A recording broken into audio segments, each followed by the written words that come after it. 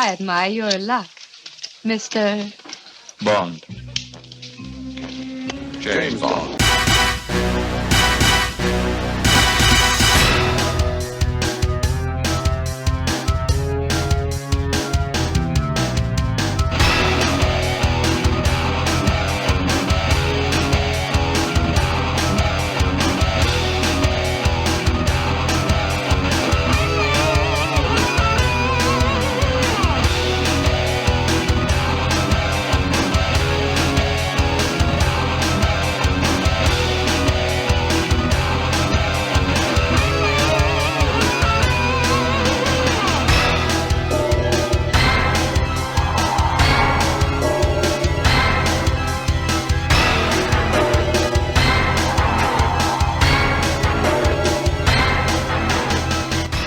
Hello and welcome, fellow 00 agents, to another explosive episode of RGDS, your retro gaming discussion show.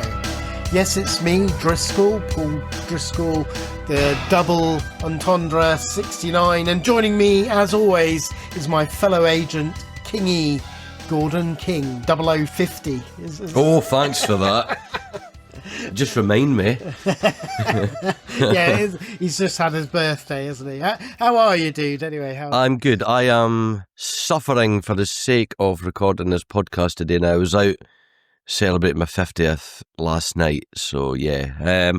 I'm a bit tender today, but you know, the things and lengths we go through for our listeners to get a new episode out, mate, I will push on through. You certainly have the James Bond croaky throat of Sean Connery. Yeah. I'll try to seduce you later. Oh, yeah. Right, yes, as you can tell, we thought it'd be great to look at the James Bond games because certainly for me, since GoldenEye got released on modern consoles again, I've been going on a real James Bond kick again. I'm living, breathing. I've been watching all the films because I got the Blu-ray set, and you know, also for the show playing all the video games that have come out in 40 years. I mean, can you believe? Because I think this is a really good time to do it because yes, October last year was the 60th anniversary of James Bond for the films, but April this year is actually when James Bond got introduced in Casino Royale, be the first one. And, you know, when Ian Fleming actually created the character, and 70 years old James Bond will be. Wow. It's crazy that James Bond has been around that long. If that's not enough, it's also the 40th anniversary of James Bond video games, because the first was actually in 1983. In March. We'll come to that when we get there. So next month is going to be the 40th anniversary of James Bond video games. So I think this is a great time to go through it all, and particularly as I expect many of our listeners, like ourselves, has really been on a James Bond kick with playing GoldenEye again and things like that. Mm-hmm. So I guess before we start doing the games ourselves, and you know, we'll don our tuxes and sup our vodka martinis, shaken not stirred. Before we start all that, what have you been up to, Kingy? Right, well, aside from the obvious birthday celebrations, one thing that's sort of retro relevant for it was my colleagues at work. When I turned up on Wednesday, which was the day of my birthday there, and I got a couple of nice presents from them, and one of them was the mini Bubble arcade machine. It's absolutely fantastic. I've been playing that lots. It's amazing. I think it's the NES version, that's on it, but it's still a very enjoyable version of it. The bubbles don't quite pierce the way you're used to in the arcade. They're a bit more thicker skinned, if you want, but it doesn't detract from Bubble Bowl is one of the greatest arcade games of all time anyway. And the NES port is really good, isn't it? Mm-hmm. Yeah, absolutely. So it's nice when people listen to you and they pick up on things, and you know, you get that's a very thoughtful and bespoke gift, isn't it, rather than just getting, say, a bottle of whiskey or whatnot, you know. So yeah, I'm really grateful for such a nice gift, and it comes with the pamphlet, and it just shows the addiction could set in with the list of all the other mini cabs you could actually buy. Obviously, you get Pac-Man, Galaga, other things. I can't remember all the ones on the list, but it would be nice. I mean, it kind of is a rabbit hole to go down, and where would you store them all? How often would you play them? But they do look nice mini replicas of the arcade game with all the bezoar, and it looks incredible. Yeah, no, it's really, really cool. Yeah, nice gifts that they gave you. Yes. Yeah, Normally you have to end up buying cakes, isn't it? That's right. So That's right. to actually get gifts, you're doing something right. They must be doing something right. Yeah, I know. So, but what about yourself? What have you been up to? I've been living and breathing James Bond. I even got to the point where last night, because I went out for drinks as well, and I suddenly realised this was one of those sort of like hazy drunken moments, epiphany moments, that I'd never ever had a vodka martini shaken, not stirred. So off we trotted to like a really nice sort of cocktail bar in town, and I actually had one. And really nice, actually. I was expecting it to be really rank. I mean, it was, because we went to, I thought if I'm going to have it, I'm going to have a really good one. So I went to like quite an expensive place. So felt it in my bank balance in the morning, but it was very nice. It was very nice. See, that goes, I think I mentioned that in a previous podcast with the comedy sketch that Gregor Fisher did before he done Rab C. Nisbet. And it was naked video. It was. I don't know how much that aired south of the border or not. I'm not really sure. I don't remember it. Yeah. And did I ever tell you about that? The sketch he did, it was Taggart editions for James Bond. I think I remember you mentioning it one time. But you can say it again, because I'm sure our listeners. Yeah. I mean, all it is obviously there's a few additions to the director's right. You're James Bond, you're in this casino, and order something from the bar. It's action. So there is Taggart, or as Gregor Fisher's acting him, walks up to the bar and goes, and it's obviously a broad Glaswegian accent with being Taggart as well. Pint of lager and a packet of cheese and onion, please. And it's like, cut. And he goes, what was wrong with that? It's like, you're James Bond. You're in, you're sophisticated. He goes, order something more like, a martini. He goes, got you. So action. Goes up to the bar again. He goes, pint of martini and a packet of cheese and onion, please. Mind you, when you think the actual, when you actually read the original Bond books, isn't it? I mean, there's James Bond. I think at one point he has a Blue Nun drink and scampi. But of course, in the 60s when that came out, or 50s, that was like suave and sophisticated. Blue Nun and scampi. Well, you might want to edit this out, but maybe there's the smelly scampies from all the women he's been with. So I was thinking that as he certainly doesn't hold his punches, is it? No. But I've been really enjoying, because I'd picked up in the sale the Bond box set on Blu-ray. And it's sat on the shelf, and I never really got round to sort of like watching it. But obviously, with all the excitement of GoldenEye, it kind of got me back into the fray of, I'm going to watch it, and it's been really fun. It's one of the few sort of like film series that Joya will watch as well, so I'm watching it with Joya, and it's just so good. They've done such an amazing upscale of these films, because I realised, for me personally, for me, James Bond, the vast majority, these were the things that you'd watch on bank holiday. Absolutely. And it would be on a crappy TV, because it's back when that was your TV. So for a lot of them to see it on like a modern TV of 60-inch TV that I've got, it's fantastic. And as I say, it looks absolutely, whoever did the remaster did an amazing job. I know they went back to the original prints and things, so yeah, just so good. I'll put in the show notes the box that I bought, because I mean, I got it in the sale and it was only like 30 quid, but even now this particular link through Amazon is like 39 quid. That's decent, isn't it? And the reason they're offloading it is because it's missing the last Bond, so it's got everything up to Spectre. All right. But it doesn't have No Time to Kill, No Time to Die. Sorry. So, and for me, I don't really care that it's missing the last one because I could buy it, but I'm not a particular fan of Daniel Craig personally. So I'm just like overjoyed, watching them all. I've got as far as Octopussy. That's the one that I'm up to. Yeah. So I mean, how did you come to sort of like Bond films? Exactly the same. In terms of Bond, albeit we don't get the same kind of bank holidays as you guys got, right? But that didn't mean see the when you were at school, then not just at school, but what I mean is they changed the television schedule altogether for bank holidays, especially back in the past. That all that stuff was airing on ITV or BBC anyway, whatnot. So. There was nothing more exciting. There was a family event when a Bond movie was on for us in I suppose the late 70s and early 80s when they were starting to show them on television. And what would be good was you were excited about it because unlike our disposable incomes, maybe not so much now, but takeaway food and that wasn't a huge thing you had in the house as a kid, right? So always, if James Bond was on, my dad would go and collect what we all wanted from the Chinese takeaway, right? Fantastic. And sit with the movie. So it was like a silly tradition that Bond still remembers me of that, and because that was the only time you got your chicken fried rice or whatever, noodles or whatever you got, it made it special.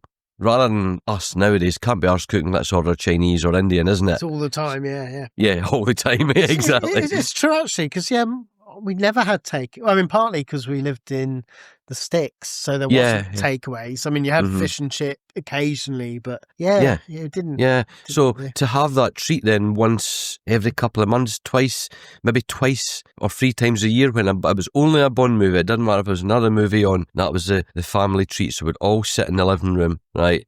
And I always remember sitting on the floor just next to the coal fire on a winter's night and just shoveling rice into my mouth watching all the Bond films. So, it's for that way, I always look upon the Bond franchise in general as very fondly because it's very nostalgic in that way for me. Yeah, no, definitely. And I think it's similar because it's like bank holiday or it was typically on a Sunday. Unfortunately, they were always on ITV, so you always had the adverts and things. You did, But they're just really, they're just fun films. But, they still hold up. I mean, some of the ones, I guess some of the things raise a few eyebrows, like modern sensibilities, but that's who Bond is, isn't it? So, absolutely. It's great. I mean, I've certainly been really enjoying watching them all, and I'm looking forward to sort of like, because I'm just coming to the end of Roger Moore, obviously, because Octopussy was his penultimate. Yep. And then, I'm looking forward to being able to see the Timothy Dalton ones again, and Pierce Brosnan and things, because these are the ones I went, started to go to the cinema. Yeah, I'm trying to think. I definitely saw Live and Let Die. No, Live and Let Die, sorry. Why did I say Live and Let Die? I was going to say 73, I know you're right. No, I know, I was only born then. A View to a Kill, sorry, yeah. I certainly saw A View to a Kill at the cinema. Obviously, it was big with Duran Duran's soundtrack and great tunes. And that's the thing about the Bond movies, wasn't it? Just the big opening music that after the intro clip, which I always loved. You have the action scene and it breaks down into the theme tune for the current film. Exactly. It's amazing. I mean, do you know how the classic James Bond theme tune? Monty Norman's theme tune. Do you know how that originally came about? I remember seeing him being interviewed years ago on television talking about it, but I cannot remember. No, well, yeah. So basically, they brought him in to do Dr. No, and the thing is he's quite talented, but wasn't really the sound they were looking for. You know when Ursula Andress comes out and sings that Pretty Little tune, that was one of his tunes. So that's kind of his place, kind of thing. Yeah, okay. But he was trying to get the theme, like the sound of James Bond.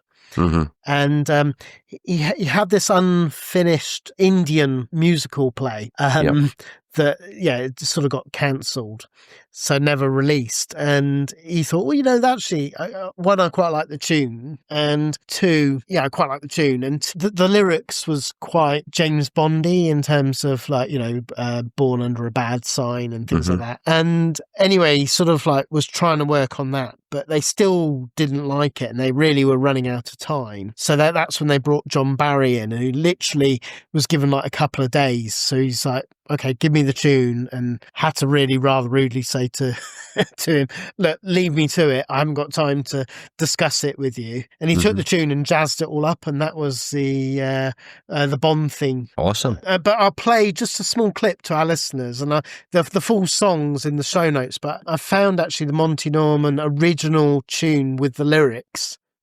So I'll just play a little bit now, and because I think it's fascinating, because you can hear the tune, but some of the lyrics, and as I say, you can listen to the full thing if you want on the show notes.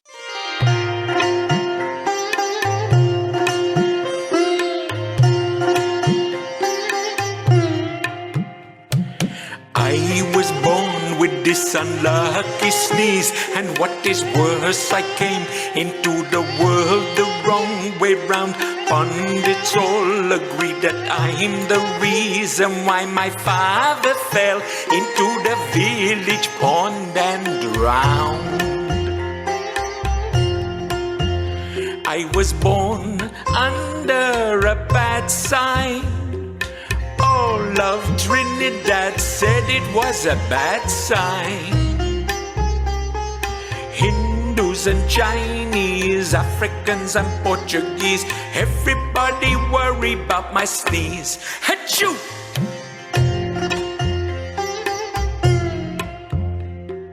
Pundit said I had unlucky teeth with little gaps between. That mean a boy is bound to lie. And they said that I was born beneath the star of lechery and had a very evil eye. Nothing but bloody superstition.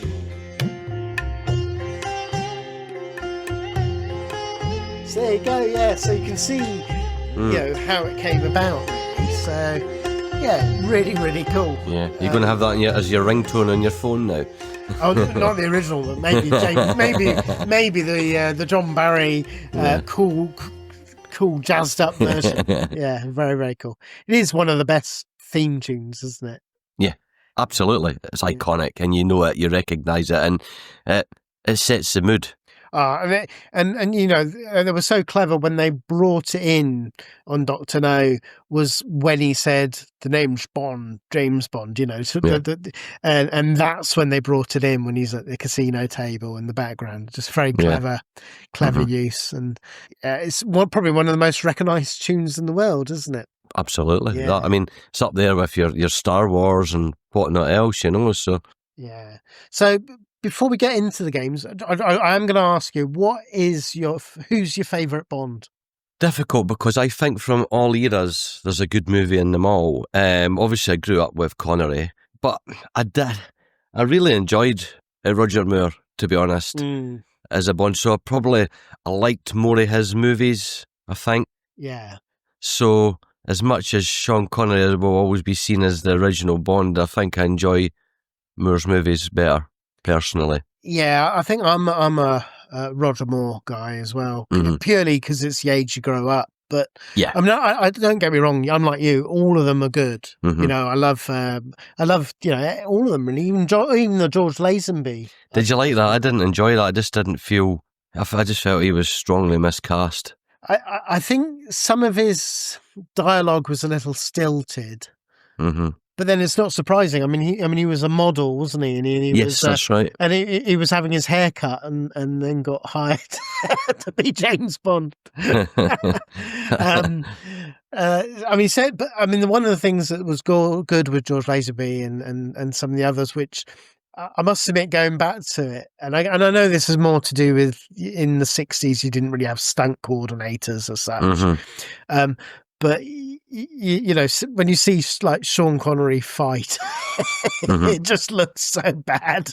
Yeah, absolutely. Yeah, things are far more choreographed now and whatnot. Yeah. I mean, at least you know when you got to George Lazenby and then Roger Moore, when they threw a punch, you felt yes, it's going to hit. Yes. They needed the sort of Batman 1960s series kapow and that coming from where the punch makes impact. That's what would have made James Bond better. Yeah. Yeah. So in that vein then, if you were from each era and each actor then, what would you say is your favourite movie from each one? Well, you know, I want to go through it all. But yeah, what ones? I mean, so far, I love You Only Live Twice. Yeah, that was the first Bond movie I saw. Yeah. And The Spy Who Loved Me, so iconic with the car. Yes. Yeah. They're probably my two favourite so far. But they're all good. They're all good. I mean, some of them, you know, a little bit eye-rolly in places, but it's all part of the charm. They're all charmful, is that, you know. Diamonds Are Forever gets a little bit like it's a carry-on film. Yeah. It's like when Tiffany Case, the Bond girl's like shooting the.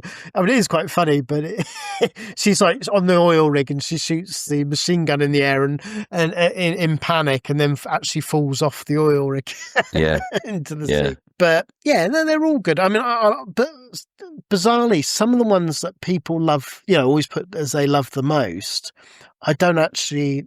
They're not one of my favourites. It's like I'm not that big a fan of Goldfinger. I know that's sacrilege to a lot of people, and Thunderball as well. I find that, and I know that's one of your favourites. Isn't it? It is. It's one of mine. Yeah, really enjoyed that. Not the Never Say Never Again illegal mod of it, if you want to call it. You know, was it Warner that released that? Yeah. So to our listeners, so around the time of Octopussy. So you're talking like really old Sean Connery went up against Roger Moore. So you had literally in the same summer, pretty much going toe to toe. Yeah. And Roger Moore won in terms of bums on seats. But I mean, it was based on basically a retelling of Thunderball, which wasn't one of my favourites. And you got an old Bond. Yeah. So... But then I've seen like reviews where people say it's one of their favourites. So at the end of the day, it's whatever everybody likes, isn't it? There's no right or wrong answer. Absolutely not. No. Yeah. So I guess, shall we go on to the games themselves? Because I'm very mindful we got 40 years worth of games to go through. Let's do that for sure. So yeah, a hell of a lot to cover. So consequently, I just want to give, like, we won't be including things like handheld games, you know, the LCD games, because there was a few. We're not going to include mobile games because they're too many and they're mostly crap. And we're not going to do any spin-off games like the terrible James Bond Jr., which was a cartoon of, and plus he's James Bond's nephew, which actually makes it a little bit weird why a brother or sister would name their son after their brother. But we'll leave it there. No, I mean, so with that aside, let's go straight to the first game. Okay. Just a drink. A martini, shaken, not stirred. This is actually technically not officially licensed, but it has James Bond plastered all over it in the game. And it is therefore the first James Bond game as far as I'm concerned. So you can see on some sites put it as 1982, but I actually did a bit of research and you can see the actual reviews for it was March 1983. So although 82 is when it was developed, because that's what it says in the game, it's actually March 1983 this got released. So what is it? It's called Shaken but Not Stirred. And it's stirred. Shaken, stirred. Shaken but not stirred. Yes. And it's a ZX Spectrum only game by Richard Shepherd Software. So this is just like Richard Shepherd, basically, in his house, in his mum's house. In his mum's house. Now, I know Richard Shepherd from one of the games I loved growing up was Transylvania Tower. I'm pretty sure we talked about it in Halloween. He also did that game, so I've got fond memories of this, and I quite I really quite enjoyed this game. Me too. Yeah. It's so as I mentioned, it's not technically a James Bond game in terms of license. Well, We're is. kids. It's just It not is. We're licensed. just not licensed, but we're kids and we Well, were able to pretend we were Bond on it. So, but it's so bizarre because it will say James Bond everywhere, but then like the enemies is instead of jaws, it's paws. pause. That's right. And instead of Dr. No, it's Dr. Death. Yeah. So in the game, you have Doctor, it's Doctor Doom, isn't it? Not Doctor Death. No, it's Doom. Dr. Death. Oh, it's Dr. Death. Yeah. Dr. Death is, I don't know, about to attack London with a nuclear bomb, typical sort of like plot. So you are tasked with trying to find out where his secret lair is and save the world, basically. This is done in sort of two sections. So the first, in multiple sections. So the first section is you basically have to type in a city that you want to visit. This is 1982, so to be honest, you could type in anything. It just does a random generator. So I was going like to heaven, I was going to hell, I was going to Pussy Galore's bedroom. and basically what it does, whatever you type in, it will do things which you either probably worth not risking, such as it'll be like a suspicious package is sent and it might explode, or there's plenty of people that attack you from muggers to different henchmen, and when that happens, you just have to say sort of like you just have to say use gun or because you have at the beginning I forgot to mention you have some gadgets that you can pick up. So I always picked up the pistol, the PK Walter pistol, the cyanide gun, and then I'd usually go for the concealed knives. That was my weapons of choice.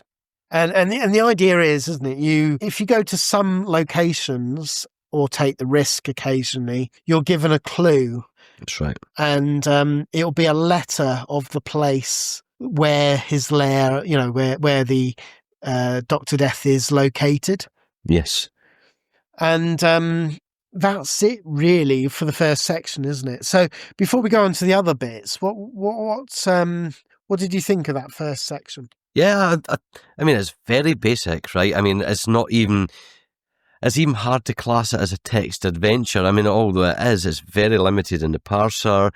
It doesn't really give you a lot of descriptions. So just say you want to go to Venice. So the screen, as you said, there's a list of all the cities, so you'll see from, A to Z order, just bombarded the whole screen. Right, I'll type a place. So I've done Venice, and could be a taxi driver whispers at you as you land at the airport, and blah, blah, blah. You're right. So it's quite good with very brief descriptions. I still found your mind went there. You know what I mean? You felt you were globetrotting, which was quite good. And the anagram is never that difficult to work out the city to go to. When I was playing it through, it was Rome. So it was like, you're given the letter R, and then I was given the letter O. I was like, that'll be Rome then. And I managed to go there, and then there was a fight happened. And, you need to know the syntax to type in, I think, because I was wanting to use the gun. And I was like, shoot. No, you can't do that. And I was like, yes, I can. I've got a gun. So you have to know what to type in, like any of these. But, and I quite liked the idea of you having that pre-inventory thing where you can choose your secret weapon that, bloody has been made for you, and you get to choose in the lab before you set off on the mission. So, so it brings you into the zone, doesn't it? It does, yeah, absolutely. Imagination required, obviously, but if you like your text adventure type things, and there's something magical about the old ZX Spectrum font anyway, isn't it? It's done it, it's using the native font rather than a custom-made font, so it's very recognisable. I was just glad, though, I had a modern keyboard, because you're basically given 5 seconds to type in, like use gun or use pistol or whatever. And if you're too slow, then you obviously lose an energy point. Lose energy. But I mean, one of the good things is that you can every time you go back to London, it replenishes all your energy and weapons, more importantly. So the real tactic is to make sure if you know what the place is, don't go to the place yet. Go back to London, get all your energy and everything back up. Yes. And then you get to the next section. So the next section, I thought this was quite good as well. This was you're actually on the island itself of the Doctor, and this time you have to find his lair. So it's good because it's completely random, but you're just going northeast, south, and west, really, and you're fighting. There's like wild animals everywhere, or spiders and things. So there's sort of like random encounters to worry about. Again, all through text. And then, but there was sort of logic to it, is that the sea was in the right place, and with the beach, and then well, actually, if I go this way, or I'm in a banana plantation, and I think I'm getting nearer to the place, isn't it? So yeah, I found that was quite cool, that it sort of like took you through. Mm-hmm. And then you get to the final section. This is really, really cool when you consider this was developed in 82 and released very early in 83. You actually get like a 3D maze graphical representation. Yeah. And you're still using, the cursor keys to move around kind of thing. But the idea is you have to find the bomb in the lair. And all the while you have Paws whose jaws basically who gets wonderfully graphically represented, isn't it? It's like a real sort of like red more terrifying. Stuff of nightmares. Yeah, it's quite cute, and really you just have to go quickly quickly. And then you get to the final section when you find the bomb. And I quite like this. It's kind of a bit like Wordle, really. You have a 4-digit number, or I guess was it the Mastermind? Yeah, Mastermind it is, yeah. Probably. Yeah, 4-digit number, and that they don't repeat, and you have 10 guesses to guess it, and it will tell you whether the digits exist but in the wrong location. Correct. Or it will show you, by the color sequence, it will show you, you got it in the right place, but, the right number in the right place, or the number exists and the location. And I love that because it's a nice little logic game. And then you get your congratulations, you saved the world. And I personally played this game far too long, really. Yeah, you want another 24 games to play. I know.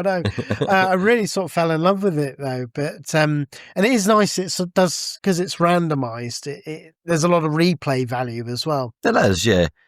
You know the basic plot and you know what you need to do, but how you go about doing it will change from game to game, and that's what I really enjoy. And to have various different engines within the game, it's not just a one-trick pony in that way, you know what I mean? You've got the puzzle elements, you've got the maze elements, you've got the text adventure elements. It's actually really good. For an early doors Spectrum game, anybody coming into this who is not used to this period of the 8-bit micros in general, may go, oh my God, what a lot of crap this is. I mean, as we said, it does require a good bit of imagination and a bit of perseverance to enjoy it. But yeah, I'd certainly give this one the thumbs up. Yeah, definitely. On the show notes, I found there's an online link where, to some of our listeners, if you don't want to download a Spectrum and all the faff, in the show notes you'll see there's a link there that lets you just play through a browser. So that works quite well. Mm-hmm.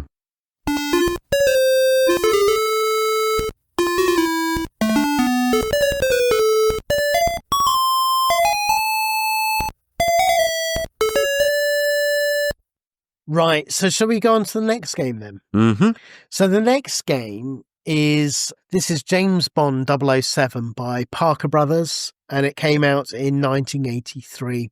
Came out on it came on the C64, the SG-1000, the Atari VCS, which is one we're going to cover, ColecoVision, the 5200, and the Atari 8-bits. So there was lots that it came out for. Shame the Spectrum never saw a version. But there you go. I guess they tend to be more American focused, didn't they? Yeah, Brothers. sure. Now, this had a bit of a development hell because originally they were going to come out with a game in 1982, and it was going to be based on the film Octopussy. And this would have had, the circus scene where, so basically you're on the, you're on these sort of like circus train, and you're like fighting the other person. And we never got to see that. Only, but they did get far enough along to like show adverts and things. Again, in our Discord channel, I'll probably share some of those to show what it looks like. And it's a shame because that looked really good. But basically, the developing house, Western Technologies, they just weren't delivering. So Parker Brothers eventually just pulled the plug, and then went last minute to Time Software Development House, and basically said, quick, make us a James Bond game. And considering when you know how last minute it all was, I think they did quite a good version with this. I mean, do you want to describe to our listeners what this one's about? Yeah, I mean, it's a side-scrolling shooter. I would say people familiar with Moon Patrol would be, this is probably in the vein of that. Basically, you've got the car looks like the Lotus you're driving, I think, but you've got helicopters and I don't know what that drone thing. It flies from left to right. I've never been quite sure what that. It's satellites. Of course. I looked up in the instructions. Right. Oh, okay. So it's a forever scrolling to the right game. So you just have control of how far on the between the centre of the screen, how far left you are, and you can, as you played Moon Patrol, then you understand the kind of physics of the car, and you can only shoot in one direction, and just trying to avoid being shot. What I particularly like is how it changes location, obviously on land, and then it goes on water, like what the Lotus did, in the Roger Moore era. But I like the depth charges that get fired in the water, and you have to avoid the whole big splash in the area as well. Just silly, nice touch. Very basic on the Atari, obviously it is, but I think you're right. For the development time, it's a reasonably fun game. It is. It's quite good. I mean, I love the literal nature, because basically they're basing it on 4 films. So the first film is Diamonds Are Forever. So I love the literal nature that you're actually shooting diamonds in the sky. I guess Lucy's in the helicopter. Saw what you did there. But it's quite cool, isn't it? Because you're like, Diamonds Are Forever, you're sort of like, the first one's on land, isn't it? And then you're like, as you say, you're underwater, and you basically have to land on. You got the explosions, but I think you hit the nail on the head. It's Moon Patrol with a bit more forced, a bit zoomed out and forced scrolling, isn't it? But considering with the, particularly on the 2600, I thought it was really, really impressive what they achieved. Really, I thought it was very good. Yeah. To be honest, it's better than other licensed movie releases. That equally I had terrible short development time, or even possibly longer. You know what I mean? It's a playable arcade game. Yeah, exactly. And and then as you say, you got the space level with the moon raker, and then they do like the Spy Who Loved Me, which is like underwater laboratory. So it's basically the same game. I mean, it's it's the same thing going on. And I know that's been some of the criticisms. On the other versions I did play, I know the C64 got terrible reviews back in the day, but I've seen people being quite fond of it. Yeah, it seems quite good, that version. I quite like the look of it. Yeah, I just, it was gameplay wise, they all felt wrong to me. Okay. apart from the 2600, even the 5200, because I was thinking, nicer graphics. I was expecting more from that. Mm-hmm. But, because of course that came out the following year, some of these ports, N84. But yeah, I just didn't get on with them. So, my advice is, try them all, whichever ones you remember. But I think the Atari 2600 is a really nice version. Cool. So shall we go on to the next game then? Any more you want to say on that? No, I'm good. No. I'm good. Yeah, as I say, to our listeners, this is a bit like our A to Zs, really. We can't go into too much detail, although we always say that and it ends up a 5-hour episode, doesn't it? Yeah. Much to many people's delight. They love them. And Yeah. Try being in an editing table, though. Yeah, exactly.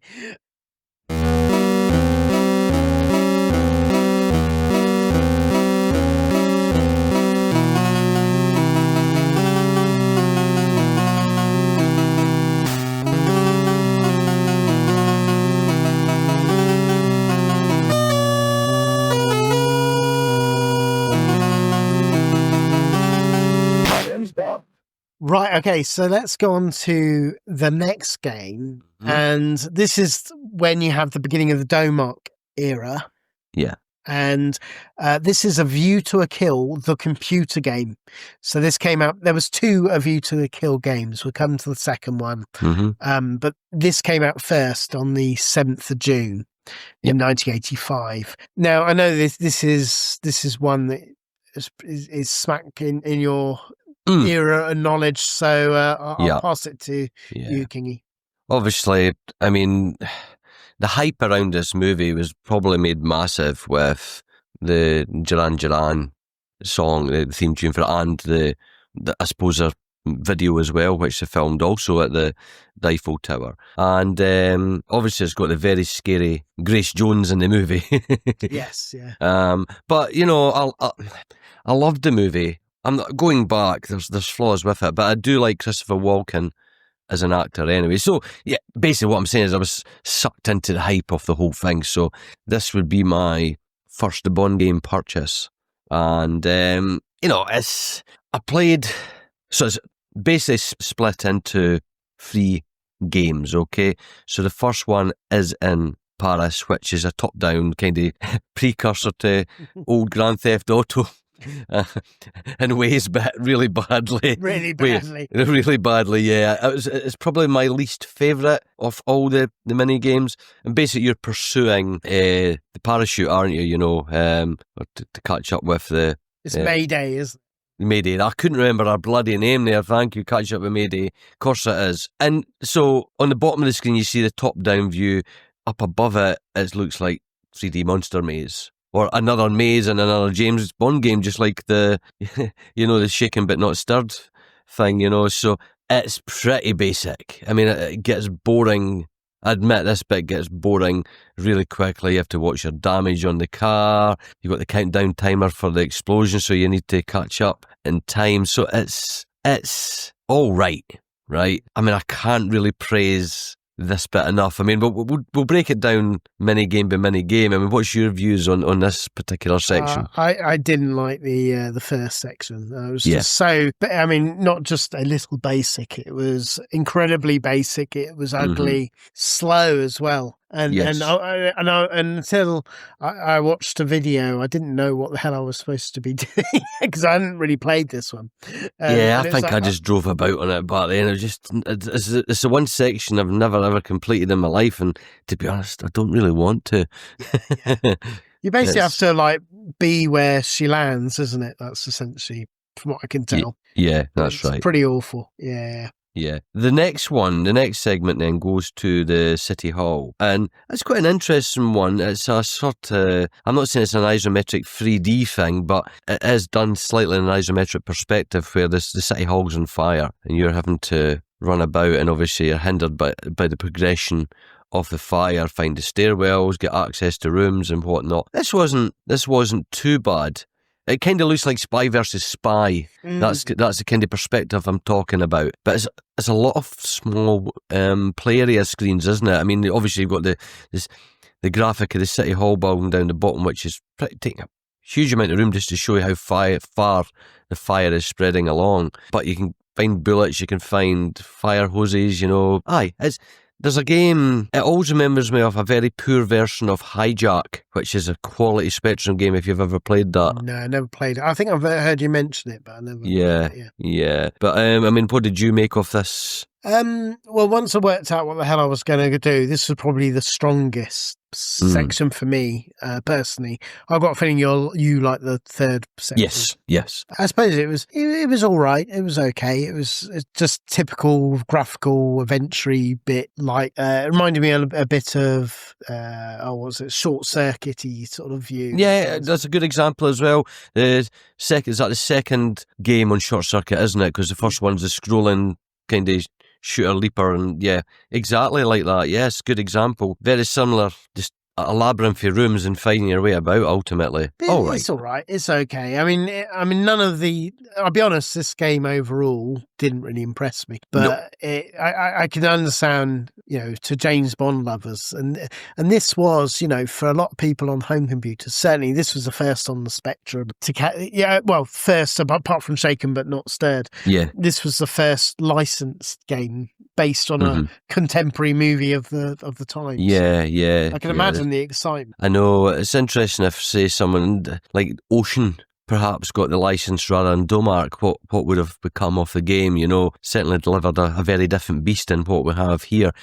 Because what you've got is basically quite an inexperienced software house dealing with a massive license at this point. Mind you, James, Ocean did Highlander and they did, Street Hawk and Knight Rider. Yeah. So I know, for every failure there's a we can't all get Batman conversions or whatnot. So I think 85 Ocean would have probably done just as bad a job. Very true. So we'll move on to the final game, which is Down the Mines at the San Andreas Fault. And this is I still love this and I would play this all the time, and there's not much going on in it. Obviously, you have to get all the way down to to stop because there's a Geiger counter. I'm trying to remember now. I mean, you stop the bomb exploding in the mine that would create the earthquake, and I think that's the premise on this here. But it's a very strange looking, it looks like Bugaboo the Flea, right? How the levels are done, but all in monochrome magenta, and James Bond is running like he's needing a jobby, for starters, right? And he's got a weird somersaulting, trying to create a impossible mission type character from this. That's what I think they've taken the influence from. But the idea is just to work your way. You can't, you bounce off the walls, you keep falling from high heights, and it's batshit crazy. But to be honest, I just played it like a sandbox and mucked about. I didn't care for picking up the different sticks of dynamite and what. I just wanted to explore, rather than, and just had my own game within it. But yeah, I strangely loved this level simply because it's a platformer, I think, and I was a huge sucker for that type of thing back then. I'm sure you just went, nope, this is crap. The C64 one did look a lot prettier, I have to say.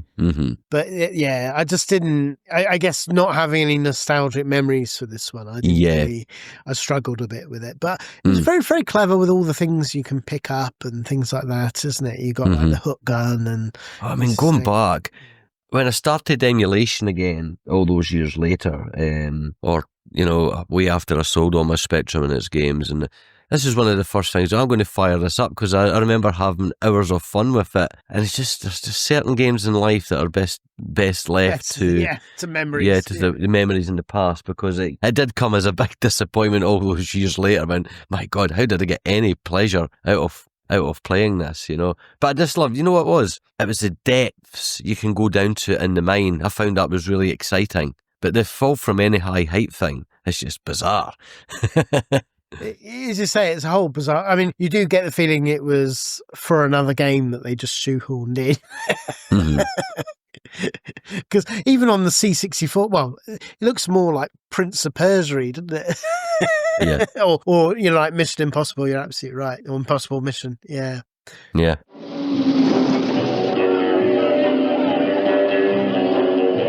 Sorry to drop in like this. By the way, we haven't been introduced. My name's Bond. James Bond. set your sights on the best Bond yet. A View to a Kill.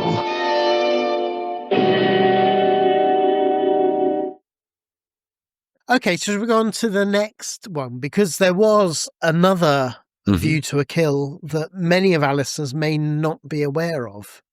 So this was released in October 1985, and it only came out on DOS PC, Apple II, and the Macintosh. Yeah. And it's a text adventure of A View to a Kill, and it's done by Angel Soft as a development house, so they did quite a few licensed based text adventures. It's actually done by Raymond Benson. Now, interestingly, Raymond Benson, he went on to write the official Bond novels from the period of 1997 to 2013. So that's your Pierce Brosnan era. And he wrote some original Bond novels. And he also went on to do the official sort of like tie-ins of Tom Clancy's Splinter Cell and Metal Gear Solid games. So, cool. You know, I mean, he went on to do some pretty cool stuff. And you can tell because the writing here is absolutely top notch. Really, really good. So, okay, how do you describe it? Basically, it's a text adventure, but it's hidden behind, and it's unfortunately Angel Software is all like this. It's hidden behind a really clunky, very tough to use parser system. So a good example, and admittedly, I actually looked at the instruction manual, and it does tell you as examples to do this. So I suppose it's only like, you know, people without the manuals that would struggle with this. Yeah, pirates. Pirates, yeah. Yarr. But basically, a good example is you start off, you're on a mounting side. It's got time puzzles. I mean, if you're not quick enough, you'll be killed. Yeah. You've got the Russians searching for you, and you've got to find 009? 003. Yeah, 003, who's dead somewhere nearby. So off you go looking for him. But when you find him, this is just right at the beginning game, so it's not a spoiler. You actually have to, if you search, say, examine 003, it will just say some details. But to get what you need, which is a microchip, you need to type in examine carefully 003. Yeah, right. So, for God's sake, you know. Yeah. And there's lots of examples of that. But I did enjoy it. I mean, it's a little frustrating, but the writing was so good and at capturing, you really felt you were in a Bond game, which is certainly better than the Domark, actually. Yeah, for sure. What did you think of this one? Yeah, I mean, the trick of any good text adventure, problems with the parser aside, is how to write in a concise fashion that takes you in there. Yeah. And I think it does. It's, you know, just the way, you know, the classic games. I mean, we've played The Hobbit, we've played Twin Kingdom Valley and whatnot. And there was a magic in the way it was all written. And this is equally up there. I mean, if you're not a fan of text adventures, you're not going to get any other play. You know, you still won't like this. That's the reality. But I would probably say anyone that is an aficionado for alternative gaming, as I called it in the past, then yeah, fire this one up. Yeah, and to our listeners, I've found like an online version you can play through a browser because Text Adventures works good. And also, critically, I'll link in the show notes the instructions with the full manual because you'll need it, because it tells you, the book will give you all the keywords to use and lots of examples. And to be honest, you need to read the manual to have hope with this one, particularly because of the time puzzles. But I definitely think it's probably ones that our listeners have probably never heard of, and it's definitely worth your time, I think. Just don't expect The Hobbit or like one of the text. Yeah, because it's not a graphical text adventure either, you know. No. It's just pure text, apart from the lovely title screen. Do you expect me to talk? No, Mr. Bond, I expect you to die. There is nothing you can talk to me about that I don't already know. And likewise, in 1986, Raymond Benson did a follow-up for Mindscape based on the Goldfinger game. So this is, again, a text adventure. Obviously, this time you're Sean Connery Bond. Not that you know in a text adventure, I guess Bond is Bond. But it's more of the same. And it starts off with an Aston Martin chase. So it starts off very exciting. You're in Aston Martin chase, and again you have that time puzzles where this is to give you an idea how it can be quite frustrating. It says you can see an armrest, so you open the armrest, and really this is where you probably have to do a second playthrough, because you need to examine the armrest to get an idea what the buttons are. You have to press the right button at the right time when they're close enough. The other car, say like, the car's like 50 meters behind you or 50 feet behind you, and that's when you use the oil slick or whatever, and you have to do them all in order. Again, though, if you like text adventures, it's worth your time to a point. If you're a big fan of James Bond, and because these are the only 2 text adventures for James Bond, so yeah.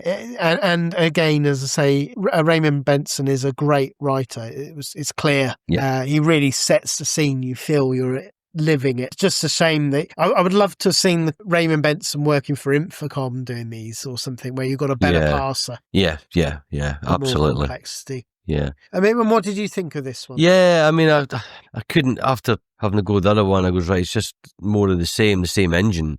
So I didn't really give it much more than a cursory glance, I'll be honest. But from what I saw or read, even, there's a feel to it. I'll give the credit to that. That if you like the writing and it gives you that feel, then you're going to. I mean, I can tell always instantly. I can fire up text adventures, and within the first 5 minutes, you decide that's shite. I'm not playing it. You'll just know you just can't connect with the writing. It's important, and I think it is a skill. It really is. And it is, because it's the same vibe as Choose Your Own Adventures, isn't it? I mean, they were quite concise books as well, brilliantly written, and you want to just relate to the material and that. I mean, espionage is a great theme for text adventures. I think you could go to town with that genre, to be honest. So I think James Bond's suited for it, for sure. It's not all about action either, I mean, obviously it starts off with the action scene, but, there's intrigue to undertake on it, so it's really good. Yeah, definitely.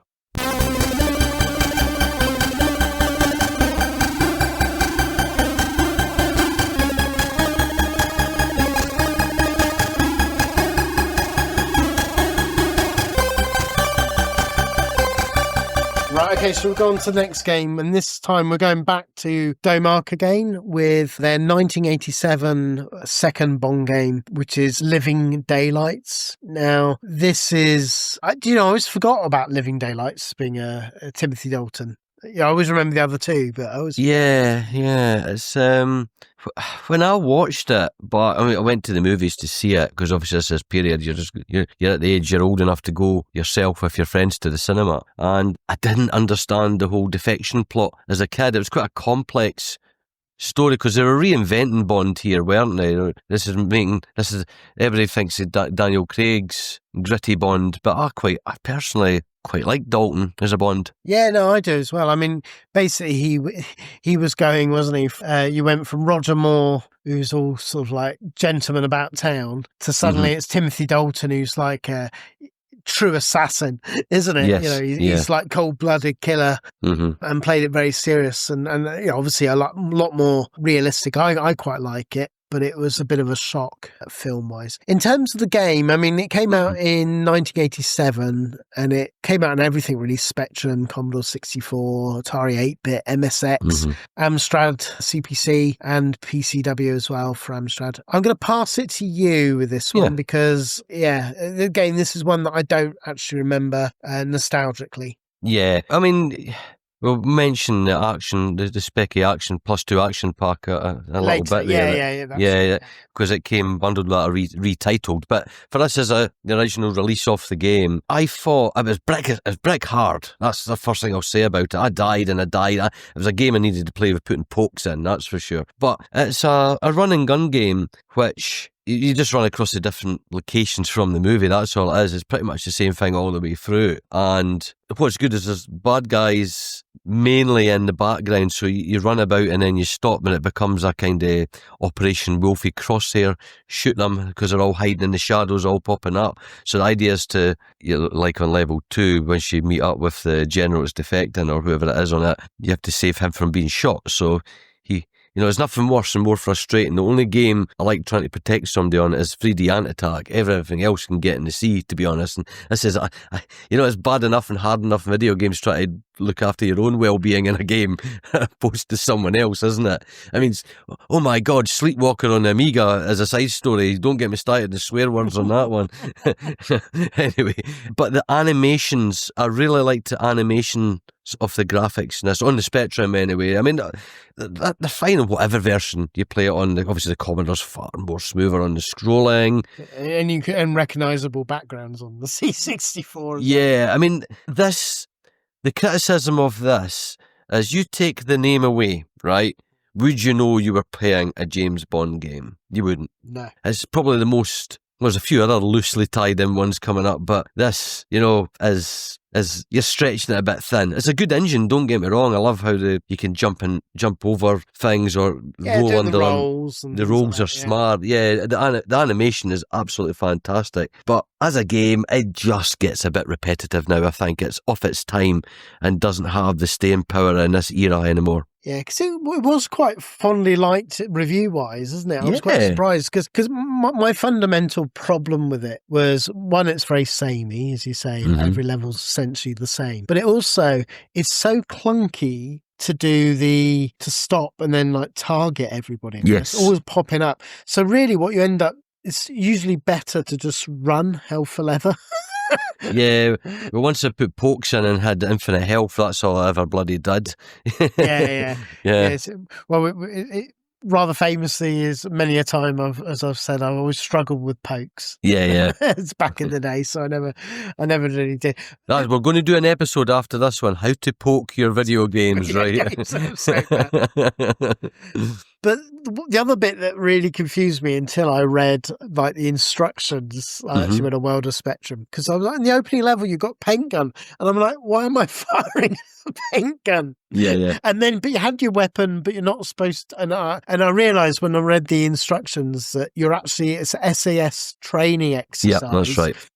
But there is somebody that is armed, and you've got to like take them out. But I didn't know all of that, so I'm like, well, why have you given me a paint gun? That's all there's all these men shooting at me, and you're telling me to shoot them with a paint gun. So I was very confused. But there's a couple of nice boss fights now. I mean, if you want to call them that, there's the guy firing balloons towards you in the fairground or whatever, and looks like the milkman's tossing his milk bottles at you. Yes, the milkman, but that was so weird. What's the fuck's that? Oh, is that from the film? I don't know. I can't see, that's the thing. I've never went back and watched. I'll let you know when I reach. Do give me the lowdown on what the hell that's meant to represent, please. But you're absolutely right. I wouldn't have known that it's a James Bond game if it didn't say James Bond at the beginning, because it doesn't feel like it. But yeah, just fundamental. I'm curious actually. Well, we'll come to it when we get to the pack-in version of it, whether that improves things. But yeah, as it was, I was not a fan of this one. So I'm afraid Domark, let me down again. Yeah.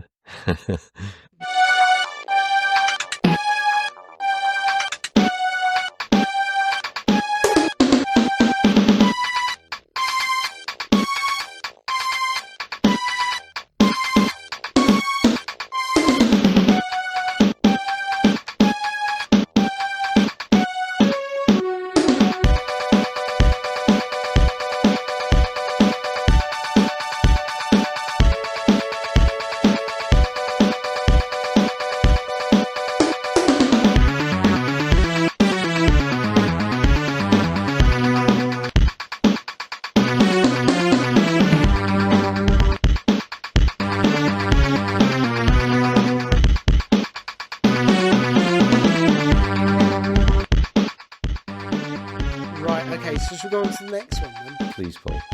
Yeah. So in 1988, you had Live and Let Die, which was basically this was the guys that made Buggy Boy home ports.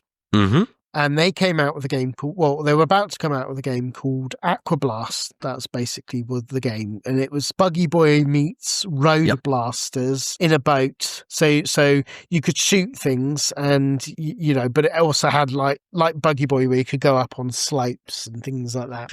Not as good. It was not as good as Buggy Boy, as you know, my love for Buggy Boy. But that's essentially what it was. And then Elite came up with a good idea of, well, hang on, why don't we get the James Bond license and then call it Live and Let Die, the computer game, which is a little bit bizarre when you think Live and Let Die was 1973, so it's a bit bizarre. Like, who's identifying with it here? Especially the young kids, right, who are buying the games. Never understood that one. No, and you think they could have like made the car, do one of the more contemporary ones, because there's plenty in boats and things, isn't there? I'm sure there's a more recent Bond with a boat scene they could have slapped it onto. But anyway, they chose Live and Let Die. Or just called it Boaty Boy. Boaty Boy. I mean, with this is one that I do remember. What version did you play it on? Amiga. So Amiga God, was thank goodness. Which is by far the best version. Yes. And this was this was on a pirate disc with lots of other like games, and it was like number 4 or whatever, and it was like, cool, this looks like Buggy Boy. So I was like, it's a bit of fun. You really feel it's a rush product. It feels like a PD game, doesn't it? Yeah, because it's got like only 4 levels. 3 of those are basically target practice, and then you got the single mission in New Orleans. And you're like, could you not give me a little bit more missions or something? Yeah, but there's some cool effects in this, so especially on the Amiga one, the 3D feel to the embankments and the tunnels you go through are absolutely brilliant. I was, you can swerve the boat up them and jump in the air. I thought it was pretty a nifty effect back in the day. We were easily impressed, weren't we? Yeah, no, I'm not going to lie. I mean, partly because it did say James Bond on it, and partly because I love Buggy Boy. I did play this a hell of a lot. It was, back in the day, it was just a bit of fun. It's just, I mean, I would have been miffed, I think, if I bought it, because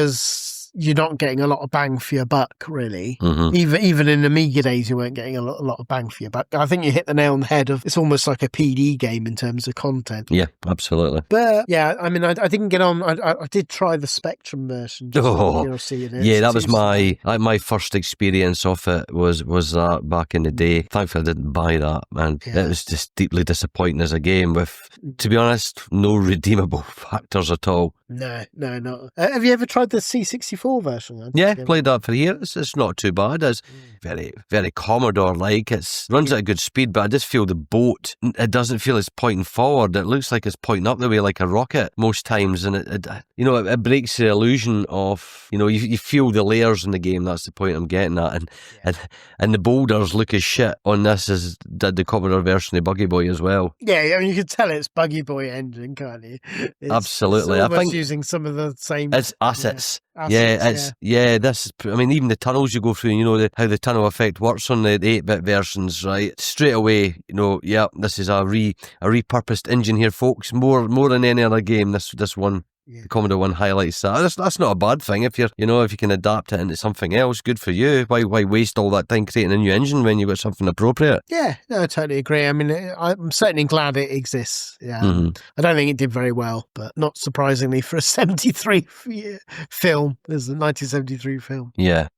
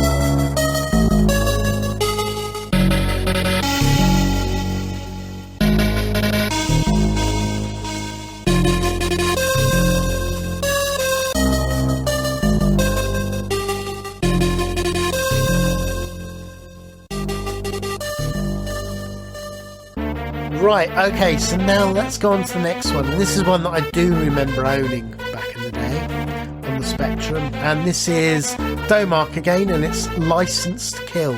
Yep. Released in 1989. So, what do you remember of this one? I'll go to you. I mean, funnily enough, the Spectrum version passed me by. I didn't know it existed on it because by this point I'd played it on the Amiga, right? So, but primarily it's the same game. It's a top-down car shooter. It just remembers me of Jackal, basically. But, I mean, are we want to speak about the Spectrum version first, or are we... No, you can talk about the Amiga one. I'll talk about the Spectrum one, because that was the one that I remember. Yeah, cool. So, I just thought it was graphically fantastic for starters on the Amiga, you know. And I was a huge Jackal fan anyway, and I love how, obviously, you can fly the helicopter to start off with, and then the Jeep, and you can run a bit like Commando as well. You don't have to be in the vehicle. So it's, you know, a multi-vehicle shooter. Before, I suppose, even Grand Theft Auto was a thing. There you are running about as Timothy Dalton on the revenge for Felix being left for dead. Because I quite liked that one. The theme is a movie and that, you know, he just went rogue agent basically, didn't he? Had his burn notice and that. So, I thought it was a graphically brilliant top-down shooter done really well. It's so difficult though. Yes. Even on the Amiga one, which I had a trainer. It came with a trainer for that. Yeah, I know. But when you need to put a cheat on, I mean, the weird thing is, and this is where I'm because I definitely didn't know how to do cheats, you know, on the Spectrum, unless it was like type in a cheat. Pretty sure you could only poke it, and I don't know. I wouldn't have known how to do that. So I definitely got to level 3, and I don't understand how the hell I did it, because I can't get off level 1 when I play the helicopter, going back to it. So the first level is the helicopter, and it's really nice detailed graphics on the Spectrum, and I mean the Amiga's gorgeous, as you say, but overhead really detailed, and you have like all these like little huts shooting at you. There's a Jeep, which I'm pretty sure I was supposed to shoot down. I don't know. I kept on shooting it anyway. I don't know if I was supposed to protect it or what. You know, the Jeep that's underneath. Yeah. I always shot it. I don't know if I was supposed to, because I did it with the cheats to get on.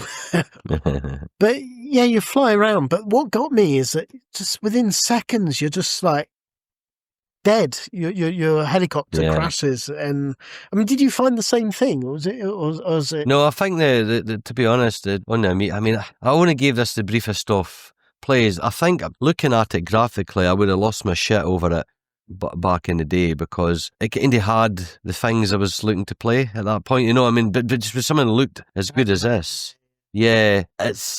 it feels half baked on the Spectrum. You know, this is the trouble. We're starting to, at this point, lose way to, because they were being probably coded in tandem in the in-house software team or whatever. You were getting superior products by this point on 16-bit counterparts, weren't you? And this is the trouble. And there just feels elements missing on this that, you know, albeit you get to drive the lorry, the tanker. There's a good swimming section where you have to dodge out. So these kind of things are all there. Thing's quite good when you've got the targeting as well. It's quite good. You know, like, so it's overhead, isn't it? But there's a bit of strategy where you can turn where you're targeting to take the enemies out. Yeah. So it felt a little bit, because you've got to use cover and things like that. Yeah, I thought it was quite. Yeah, I mean, each bit I thought was quite good. It was just too difficult for me. I thought the difficulty was, which is a shame going back to it, because I think there was a good game on it, but it's a bad situation where you have to put a cheat on to get any enjoyment on it.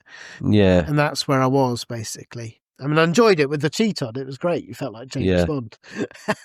I just think on the Amiga version, there's so many touches that you would normally just see in an arcade game that include this. You know, so when you're in the helicopter sections, all the clouds moving when you're higher up, you know, when you're trying to pursue the tankers, you know, and you see suppose it's like the roads that go over the bridge that goes to the Florida Keys, you know, the big long motorway bridges that, you know, it just looked such a nice touch. The swimming section, just the wake of the water behind the boats, you know, the subtleties that just make small differences. It's the fine details that, well, all that takes up memory, doesn't it? Right? And it is restricted in arcade games, you know, they make the hardware around the game they're trying to make, but they're having to shovel a game into the limitations they've been given. And yeah, I would say this, or I suppose it came out in ST as well, which will be equally fine. So that's the one to play. Yeah, I definitely playing all the versions. You're right, it's beautiful. It's unfortunate. I was hoping they would have got the difficulty right. Yeah, the Commodore one is just, it's a brown mess. And I don't mean that in a flippant way. You just cannot see the graphics. You can't see the bullets. You can't see the bad guys as good because it's just graphical overload that you don't see the difference between your character and the terrain. Yeah, definitely. Right, pay attention, Bond. This is the Sinclair ZX Spectrum Plus 2. It's a fully operational computer with 128K memory, but it comes with 3 James Bond games and a light gun that fires armor-piercing shells. Now that's your assignment. No, don't sit in that chair. Sorry, Bond. Haven't perfected that yet. The Sinclair ZX Spectrum Plus 2. Right, okay, so we've gone to the next one. Mm-hmm. So, also in 1990, you had the James Bond Action Pack. So this was like a special James Bond bundle that came at the tail end of the Spectrum Plus 2 era. Mm-hmm. Now, I remember being quite jealous with this, because although I had a Spectrum Plus 2, I love James Bond, obviously. And this looked so cool. I mean, I remember the adverts and the actor who played Q, Desmond Llewellyn, sort of saying in the advert, what you have to do, Bond. Yeah. So it looked like really, really cool. What you had in this was really quite cool is you had the light phaser gun. So you had a light gun, obviously the Spectrum Plus 2. You had, which I thought was really cool and great for collectors, you had the Q audio tapes. So you could play leading into all the games that were bundled in it and the sections. And it would actually have the actor, Desmond Llewellyn, as Q, sort of telling you what you need to do now. Yeah, that's right. So really, really cool. In the show notes, I've found both a YouTube where someone's uploaded it and the MP3 files. That's excellent. Good find, mate. Good find. So I'll put that in the show notes because it's really good. They're well done. It's really well produced. It's not just him talking, but they've done a real sort of like all the sounds and beeps that you'd expect. Mm-hmm. But the games themselves, what do you get? So you get Clay Pigeon at Lord Bramwell's estate. So do you remember, I think it's that from Goldfinger, isn't it? Where he does the shooting. And he's like, you missed Bond. And he's like, have I? That's right. You see the assassin fall from the tree or whatever. Yeah. I mean, so basically with that it's Clay Pigeon, but then it follows up with like a helicopter comes in and you have to like take out the helicopter. Then you have Q Armory, and Q Armory is basically just rifle range. Rifle range. Yes. Yeah. And then the third game is they did a version of Living Daylights, which is the one that we discussed. So a 3-year-old game at this point. It's quite surprising they went there, but they did modify it. So rather than target like you used to, all through the controls, you could use the light gun to do the shooting of the men as you're doing the running. And I'm quite curious with that. I've never had the opportunity to try it. So I wondered whether you have. Right. So back in the past, my friends, I had a bunch of friends that was their first foray getting a Spectrum. Quite late on, actually, considering I've been playing it and praising it for so many years. They all love coming to my house playing the games. They eventually nagged their parents to buy them it, and this was this bundle. It was a very lucrative and successful Christmas bundle package with, as you said, the passport, the audio tracks, your little top secret envelope. So it was a nice, I remember thinking, this is a cool package. I still had my 128K toast rack, so I never went into Plus 2 land ever, with me being an early adopter of the 128K, the original Sinclair brand. And I'll get to the point in Living Daylights in a second. One of the amusing things about Q narrating it, and obviously then they had a change in the code in the game and whatever. So Bromley's estate, as you said, right? But on the cassette, it refers to it as Broccoli's estate throughout. So obviously he's been paid to do that, and then they've decided to change it, but they couldn't get him back in to change his audio. So the audio is different from what you would read, which is quite amusing. But that's by the by. Right, so Living Daylights then, which is Mission Zero as they recalled it. And you're better playing 2 players on that. One person does the running and one person holds the bloody light gun. It's clunky. Yeah. Otherwise, I can imagine one, but I imagine that's quite fun too. It is. One person. Yeah, it was a cop. Yeah, you were able to play a 2-player game then, so it made it actually a bit more fun and a bit more playable. Debatable of the accuracy of light guns from that period. I mean, calibrating them alone on the thing was a pain in the arse, So distance from the telly, you're better just having your mate back then sitting with a gun at point blank range, touching the bad guys and shooting the bloody thing. And the same as for the estate and the shooting range as well. I mean, you get bored of them very quickly, let's be honest about it. And it was a nice touch having Q's voice and all the rest, because apart from that, yet again, would you recognise any of these games being a Bond game? They could have done so much better given time to really develop a homage to James Bond in general, where could have had a bloody Operation Wolf style thing. That would have been much more fun with the light gate the gun, wouldn't it? Rather than these half-baked mini games, you know, that they are forgettable. Let's be frankly honest about it. But I think when you look at that action pack to this day yet, it is probably the most iconic sort of +2 bundle. You remember it, you remember seeing it in the shops. Yeah, they made a big deal. It's amazing, really, when you think, I mean, 1990, I was surprised how late it actually came out. Because, I mean, you're talking Mega Drive territory at that point, isn't it? Yes. Yeah, it's crazy. You're getting to that point. 8 to 9 still had some good games released. There's no denying that. But just once 8 to 9 had came and went, right? And we're talking the Christmas season late, and so we're really talking 1990, really. Let's be frankly honest about that.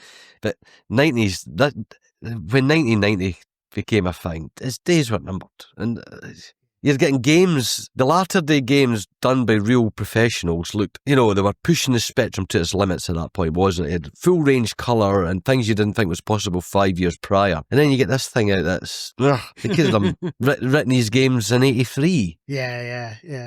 But still, never mind. I mean, it was a big deal. However, it's a shame they didn't come out is part of the pack with the next game, because I think this is Domark's best James Bond game. Check this out.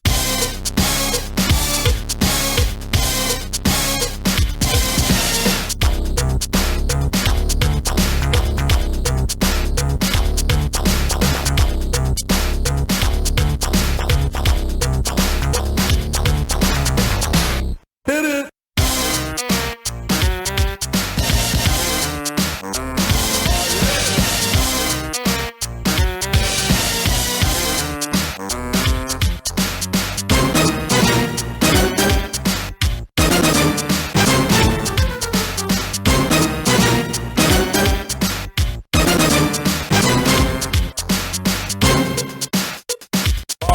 And that was James Bond, The Spy Who Loves Me, released in 1990. Well, first of all, you're treated to Matt Furness's fantastic intro game music.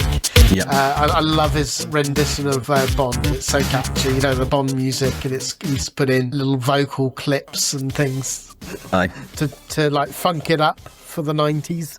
Mm-hmm. And gameplay wise is a bit more disappointing, but I mean, essentially, well, I'll let you describe it again. Do you want to describe it? Yeah, I mean, it's a top-down shooter again, not that dissimilar to the License to Kill game, but I think it's the Amiga's answer to Spy Hunter. That's really what you have here for a game. Not as fast action paced. I mean, obviously the first level when I was back playing this game was annoying me. Remember when we covered Spy Hunter? The modern one a few episodes back, right? Oh my God, there's a training ground again with cones. I'm just going to do shit again. I can't get past bloody training levels. Stop giving me them. This is what I find so annoying with this game, because it's clearly a good engine and you can go fast. Yes. And it could have been really exciting, but what they've done is that they put Q tokens, little tokens that you have to pick up, and you have to pick them up. Yes. So you're forced to drive at like slow speeds, slow speed like your granny. Yeah. So instead of like this exciting Bond overhead car chasing and all of that, you're going on a little Sunday drive.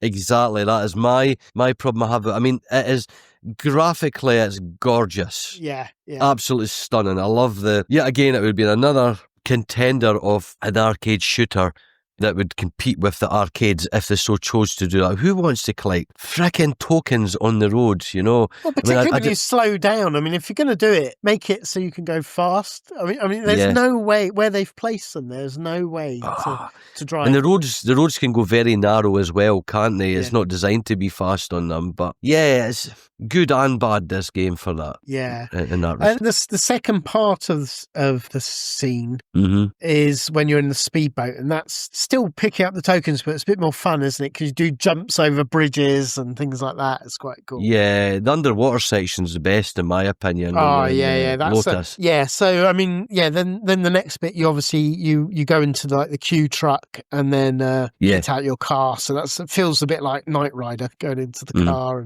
and Spy Hunter, and then you're right. Then you get into the 16-bit only games, because that's all you have on the 8-bit is basically that. So Sing 3, as you say, is the underwater, and that's like a vertical shooter where you're in the Lotus. Really good, looks gorgeous, and it's quite good. And then you get like the big end of level boss, the base you have to take down. There's always defense mechanisms, and that's a lot of fun. And then you've got like Operation Wolf single screen shooter in the nuclear sub base. It's a bit boring. It's a bit boring, but it's at least mixing up. And then you have like the coordinates from the manual, and you have to like put in from, well, unless you've got the pirate version, you have to like read the manual to put in the coordinates of the submarine, and you have to override the bomb. Follows with a jet ski level. That's a bit of fun, more sea action. And then finally you're in like the shootout on the base, so it's another sort of Operation Wolf, except this time you have like big breasted women stand in front of you, and you can't shoot them. And then Jaws also appears, very well drawn Jaws as well. He looks the part. You can definitely recognise the actor. And that's it, isn't it? It's good job, James, and all of that. I mean, it's another one where I'm probably like you. I put the cheat on pretty quick because I was just getting frustrated. The biggest thing that annoys me is you have to pick up the tokens to progress. And it's like, why? I mean, surely when they were playing it, they thought, this is dull. Why are we doing this? Why don't we make it fast and that? It's just really weird design choice. I think. The game would be over so quickly then, because surprisingly the levels aren't all that long, but because you're slowing down, they seem that. But well, and this is the other thing, they could have done so many, with that engine, they could have easily used the same assets to do so many different levels and things, couldn't they? They could have definitely made it fun, but absolutely. But as it stands, it's still, and it's maybe a bit sad, but for me, this is still the best Domark game that they did for James Bond. So, any more you want to say on that one? No, I'm good. I'm good for that.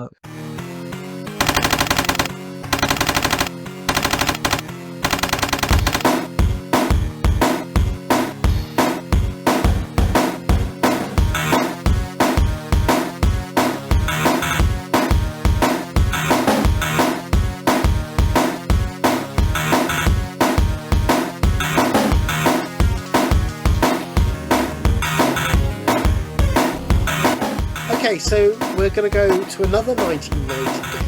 And again, to our listeners, certainly on this side of the pond in Europe, they might not be aware about this. Because in Europe, we got it as Operation Stealth. And that was a point-and-click adventure done by Delphine Software. So this was people like Paul Cossette and Philippe Chastel and Jesus Martinez. So these are the people behind like Cruise for the Corpse. They did Future War. And of course, Flashback as well. So talented guys. But they did this wonderful point-and-click adventure. Not my favourite. But it was essentially James Bond in all but name with Operation Stealth. You're James Bond, but working for the Americans.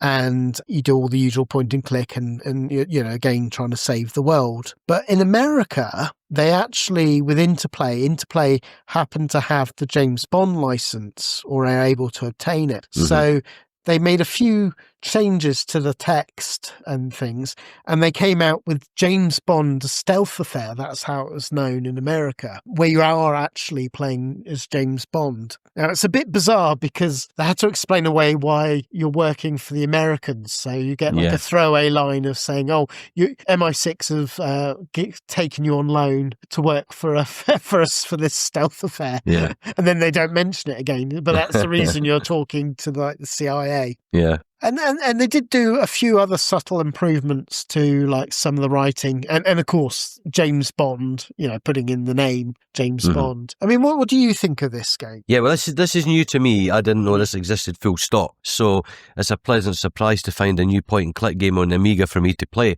Obviously, I couldn't spend too much time on this for the sake of going through all the games we're covering in this episode, but I'm pretty impressed, and it was made me think, why did no one really, think about this? This is a point-and-click adventure for James Bond is absolutely screaming to exist, not just one game, but in multiple titles, because the whole characterization of him, the whole any locations, globetrotting. I mean, you're taking Broken Sword with James Bond almost. You know what I mean? It's just that would be awesome. I'd love to.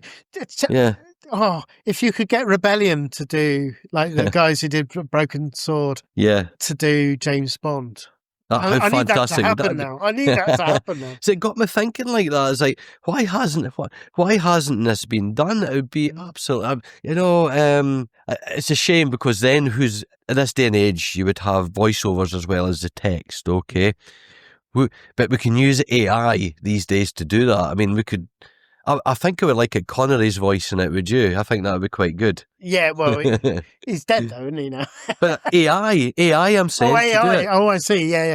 Because we'll come to it. But when they did use Sean Connery for one game that we're coming to down the line, you be careful what you wish for. True. But that aside, young Sean Connery, AI, that would be awesome. Yeah, what a brilliant point and click. I mean, it's not as refined as the ones we grow and love because we got so used to how good Monkey Island 2 and that became. That become the blueprint for how you should do text adventure. Point and click adventures, didn't it? Yeah, and this is the trouble with this is that it's you have like deaths in it. There is action sequences.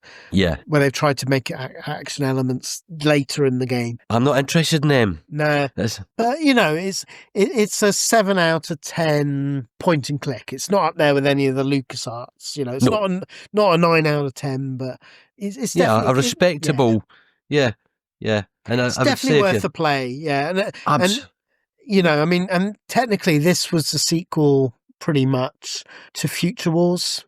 So that Future Wars is worth a play as well, which is another Amiga one done by the same team. But yeah, really cool. And I must admit, I didn't realise that America got an official license until researching for the show. So that's kind of cool. Because obviously I'd played Operation Stealth, but it's much cooler to actually be James Bond rather than a make-believe knockoff, as it was how I played it back in the day. Yeah.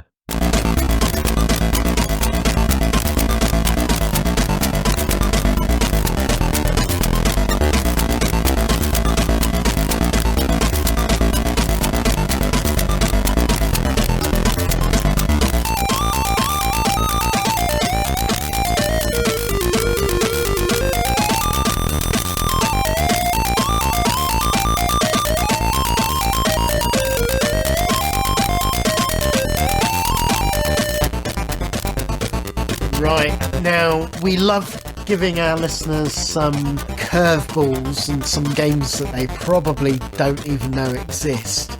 So, should we talk about the next game? Yes, please. So this is James Bond Octopussy on the Sinclair Spectrum. Now, it came out in 1992 and is a Slovakian game. But thankfully, in 2018, they not only, I guess, the original developers or some fans of the game, they actually did an English translation of it. I'll put it in the show notes so you people can play. Yeah. And they also gave it like a beautiful 128K soundtrack, music. Yeah. Well, I mean, what do you think of this game? I think it's a fantastic little game. It's very typically Spectrum, right? Anybody else, I think, is going to feel alienated by it, but I adore it. It's not a massive game by any means, right? But basically, you're in Udaipur, in India, location in the game, in Khan's Palace, aren't you? And I'm trying to remember the plot of it, what you're trying to do here again. Yeah, it was all to do with Fabergé. Oh, the Fabergé eggs, yeah, that's right. And track it down, but because the agent gets killed in the jewelers, doesn't it? So there's all clues to be had throughout the city. So it's the animation, obviously, they've captured the Roger Moore look and even the animation of how he walks in his tuxedo. I'm trying to think what it kind of looks like. It's hard. Sort of suave walk, isn't it? Yeah. Yeah, but overall the game it's just a slow-paced search and collect kind of game where you go through, you can go up through the narrow streets so you can get to a midsection rather than going left. You all go up the way, so there's a little labyrinth if you want to locate your way through the game, interact with the different characters on the streets. There's like the snake charmer, you can put a coin into give the snake charmer the coin, just stuff like that. It's I suppose fetch-based quests, work with flip the screen graphical adventure. What Spectrum did in its sleep, but it's nice. Exactly. But it's for nice for a fan-based game. It actually. Well, no, this was it was unlicensed, but it was an actual release in Slovakia in 1992. Oh, in there, sorry, right, okay. But I don't think they got the license. They were just like, we'll do a James Bond game. Well, they don't care over in that area. That's fine.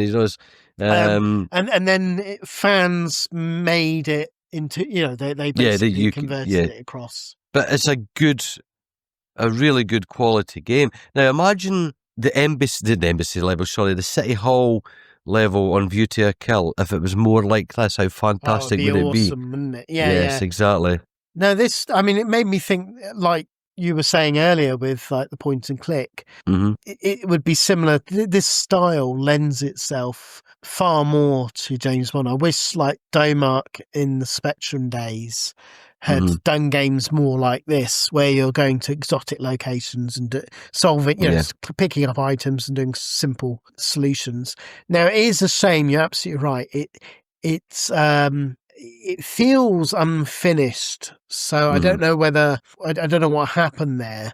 Because it's so short. It is a really short game. Yeah, it's definitely worth your time, and it's one that I guarantee most of our listeners won't have heard of. So definitely give it a go. It's great that there's finally an English translation for this. Absolutely, because you wouldn't have a clue without that. No, you definitely need it. Can't even get off the title page. That's how shite I am with foreign languages. yeah, exactly. It is a very good that's worth noting, actually. The intro scene. Oh, the Octopussy intro with the flyer. Well, it was a bit weird though, because obviously she's got anybody remembers the poster, she's got multiple arms around him like an octopus, right? But this one arm comes round at a time, and first of all, the first arm comes round, touches his penis. I'm like, what's going on here? What has Paul got me playing? Yes. Are we sure we're playing the right game here? But thankful more arms came round his body there, so but the in-game intro is very good, where it sets the scene as well with the clown and that, the agent dressed as the clown. Brilliant cutscene altogether. Polished to a level, just as you said, it just kind of abruptly ends, doesn't it? Oh, is that it? But play it all the way through and enjoy it. Spectrum fans, I think, will really enjoy this game. Yeah, definitely.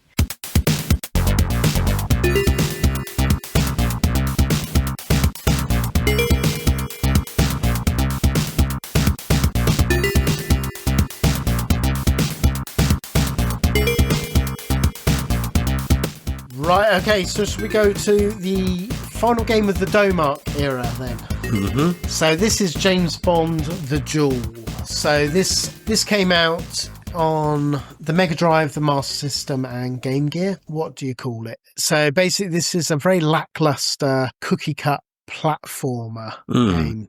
And it's such a shame because there's so much scope, particularly when you've played like Superstar Wars and you've played even Indiana Jones and things. You're like, why couldn't they have put that same love? I mean, a platform game based on all the rich heritage of James Bond, going through all the different locales and all the previous bosses would have been awesome. But they didn't do that. It's like really boring levels, really clunky controls, and it's just average. It's just really, you don't feel there's that much effort thrown at it. There's no love of the craft and designing it.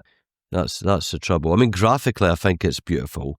Certainly on the Mega Drive. The Master System Game Gear is very bright. Yeah. Almost looks like primary school colours, but it's definitely play the Mega Drive version. Yeah, for sure. I think the jump mechanics are a bit arsey. I found out about a lot of the platform games this period. It's a weird. The jumping is faster than the character's movement when you're running. You know what I mean? And all of a sudden, it's like, ugh, it just feels a bit off. But this is trouble. And this is, I mean, I'm doing an episode with Rick in time covering Mega Drive games, because obviously I'm renowned for always saying that I'm not the biggest Mega Drive fan because of the type of games my mates bought. This is the point here, because my mate had this, and it's like, oh, really? It's, you know, it had done nothing for me. It's you nailed it being cookie cutter. I just felt, you know. And it's just such a shame because of what it could be. I mean, as you say, it's got nice graphics, but just not enough variety to like either the henchmen or the locations. It always feels like you're on a boat most of the time. Or it does. That's the trouble, isn't it? I mean, even when you're in the headquarters, secret headquarters, it still feels like you're on the boat. Yeah. The forest looks like Bionic Commando, jumping up and down the branches on it and like that. But it's just missing something. It's missing. And it's interesting, the reviewers of the day felt the same. You know, it got average reviews. Okay, and they were like, it just doesn't feel James Bond. They couldn't, nobody could put their finger on it. I mean, the one thing I will say is it's Matt Furness again doing the music, who I've always been a big fan of. And it's not his best work by any stretch, but he does pretty competent music here on the Mega Drive. So I think it's quite good. So, I mean, that is the first part of an era where James Bond pretty much took a break for a good 5 years, amazingly. Yeah. So we'll play some music for leading into that era, take a little break, and then we'll come back to tell more about the James Bond adventures.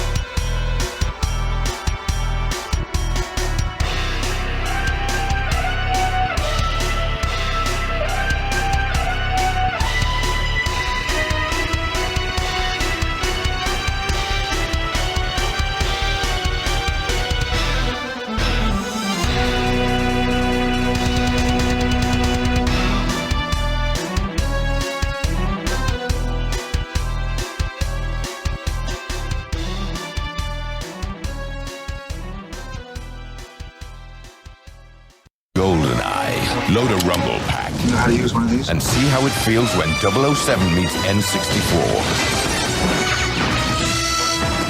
Nintendo 64, the fastest, most powerful games console on Earth. Right, yeah. So as you could hear with that music, it was, of course, the fantastic GoldenEye on the N64, which didn't really come out until 98, really. I mean, 97 is sometimes sort of like given, but it was quite late. I mean, they certainly missed the window for the GoldenEye film. So people really weren't expecting much from this, but wow, when it released, I mean, we probably don't need to go in too much to the actual sort of like game because everybody knows this one, but basically they knocked it out the park. It's like it really was the first time that people could play a first person shooter using on a console, really, using a controller with split screen multiplayer for 4 players, which was another thing, the N64. And my word, this sold a lot of N64 consoles, this game. I mean, what was your memories of? Yeah, I mean, I had my N64 anyway, waiting to buy this game, you know. I mean, I was a fan of the 64 anyway. I loved it as a console, but it was good to get, at the time anyway, exclusive titles that really worked for the system, that were the envy of fanboys of other gaming systems, you know. That was the one to make the Saturn boys jealous, wasn't it, or whatnot, or even the PlayStation. It was just a marvellous game. It showed off graphically that Nintendo's 64's powerhouse, the handling the graphics for a first-person shooter like this, but the way the levels were designed were fantastic. I liked how, the ability of, replayability, depending on what skill level you chose, where your agent, secret agent, or 00 agent, would dictate the amount of things you had to do on each of the levels. I mean, obviously, like the first one at the dam, you just had to get to the end and bungee jump from the dam, obviously, albeit shooting the guards that blocked the way. On the easiest level, wasn't it? That's right, that's agent, yeah. Then it's, for secret agent, there's all the alarms to be neutralised and then do the bungee jumping. And then finally, there's even more on the 00 agent one. So each level, each mission had, 3 things to do. So I certainly did start it in easy mode and completed the game, right? Getting the feel for it, and then went back, right? But I don't think I ever bothered doing, just do the two options then. I always then just went, if that's what it's doing, it's not really increasing the difficulty level in that way. It's more making you work for your money on the levels. I thought it was a far better way of dealing with longevity on games, personally. No, you're absolutely right. I mean, there's so many great design choices with this. Just on that, and I mean, have you had the opportunity to try the recent releases? No, not at all, no. Because to our listeners, so basically, it came out on... Recently, it's come out on the Xbox One or XS, so you can play it through Game Pass. They finally got through the legal wranglings. But also, which I thought was a nice touch, you can also play it on... You can actually own it if you buy the digital version of Rare Replay, which is, like we've talked before, is one of the best compilations of all time anyway. So it's great that, I was quite happy to buy the digital version again for that game because I've got to own it on physical. So it's great, actually owning, even if I stop paying Game Pass for whatever reason, I still own it. Yeah. It's also on the Switch, but the Switch, I think they really messed up because on the Switch, they've not bothered changing all the controls. So if you've bought like they've got like a special release of the N64 controller, then obviously you're good. But you have to jump through so many hoops if you want to do modern controls. Yeah. So, I mean, literally, this is how complex it is. And it still doesn't play that well because I tried it. You actually have to choose 1.2 control settings. Okay, that's a bit easy. So that allows twin sticks, but it's still flipped round the wrong way. So what then you then need to do is you need to go into the Switch settings itself and do a remap where you've put all the controls to be reversed. Oh. And then you have to save that profile to like, GoldenEye just to get it playable. And even then it feels a bit too twitchy. They haven't got the analog quite right. So real drop the ball. And it's such a shame because with the Switch version, it's got actual online multiplayer, which on the Xbox version, you only have local multiplayer. Right. And what's particularly annoying with all of this as well, and this must be Nintendo again, because I've got a modded Xbox 360, so I've got the never released XBLA version they did of GoldenEye, which was supposed to be, you remember when they did Perfect Dark remaster on XBLA. So the remaster, the XBLA version, is actually a much proper remaster. They've upscaled all the textures. It's a much better, prettier game. Still the core engine, but much, much prettier. I mean, it still feels like N64 graphics, but it's more in keeping with how it looks on like some of the homebrew emulators stuff that we'll get into. So I just wanted to mention with all of that. But in terms of the game design yourself, you're absolutely right. That choice of giving you more objectives to do on difficult settings was such genius things. And there was so much that was unique, isn't it? From like doing sniper rifle. I mean, that was so cool to me, like looking through the sniper rifle and taking it out. Yeah. And they make great use of it. And then even better than that, you had just loads of cool little things like putting the covert modem and taking out the alarms, isn't it, on that opening level? Yeah. I mean, albeit they've stuck to all the key locations in the movie, and it felt in many ways that Bond was, after a bit of that hiatus in even terms of the movie, it was rebranded using Brosnan and brought back to the cinemas again and all the rest. And I think this is where it probably wins in that way. Maybe that's a good thing rather than them. However, when they release movie tie-ins simultaneously with a movie, they get to see a limited script or test screenings or however they get to see it. It's always a rush job.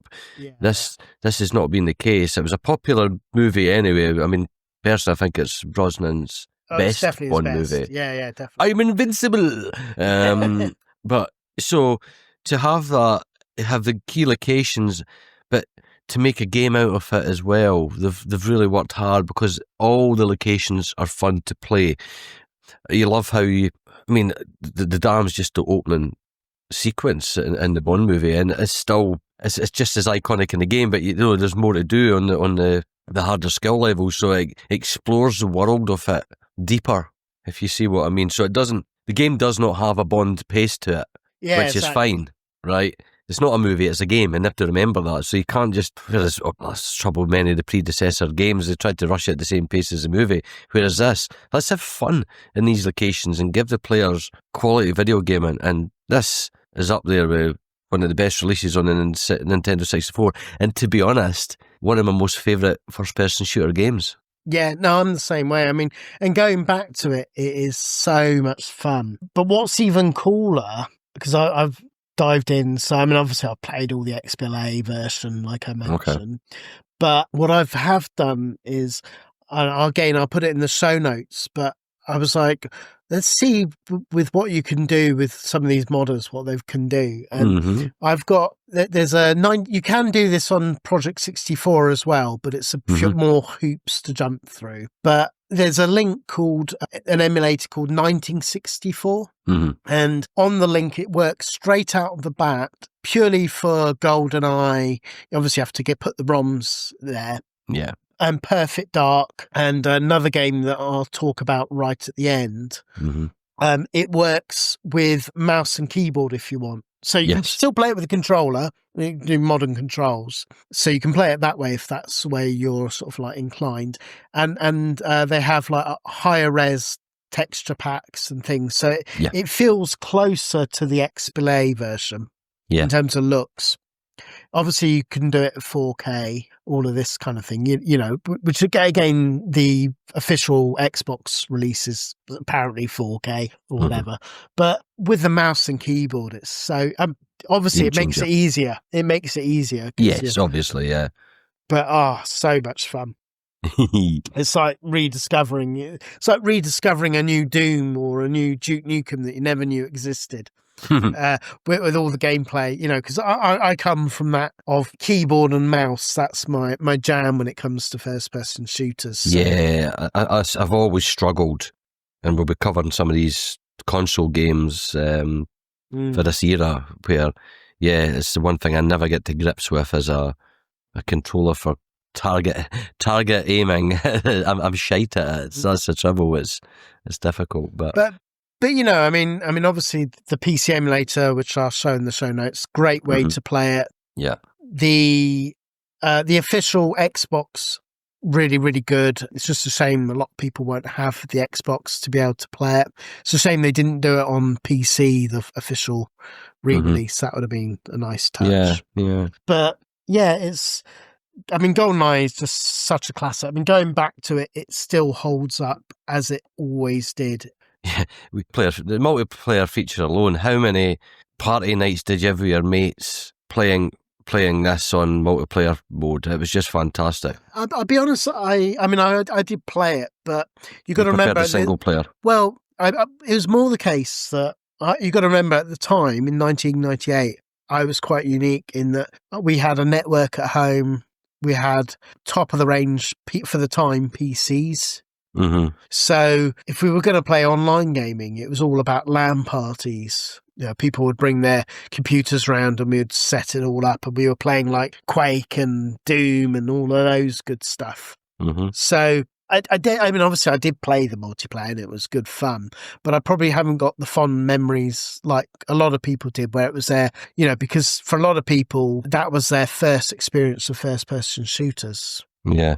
So whether for me it was like I still fell in love with it but more for the single player. Mm-hmm.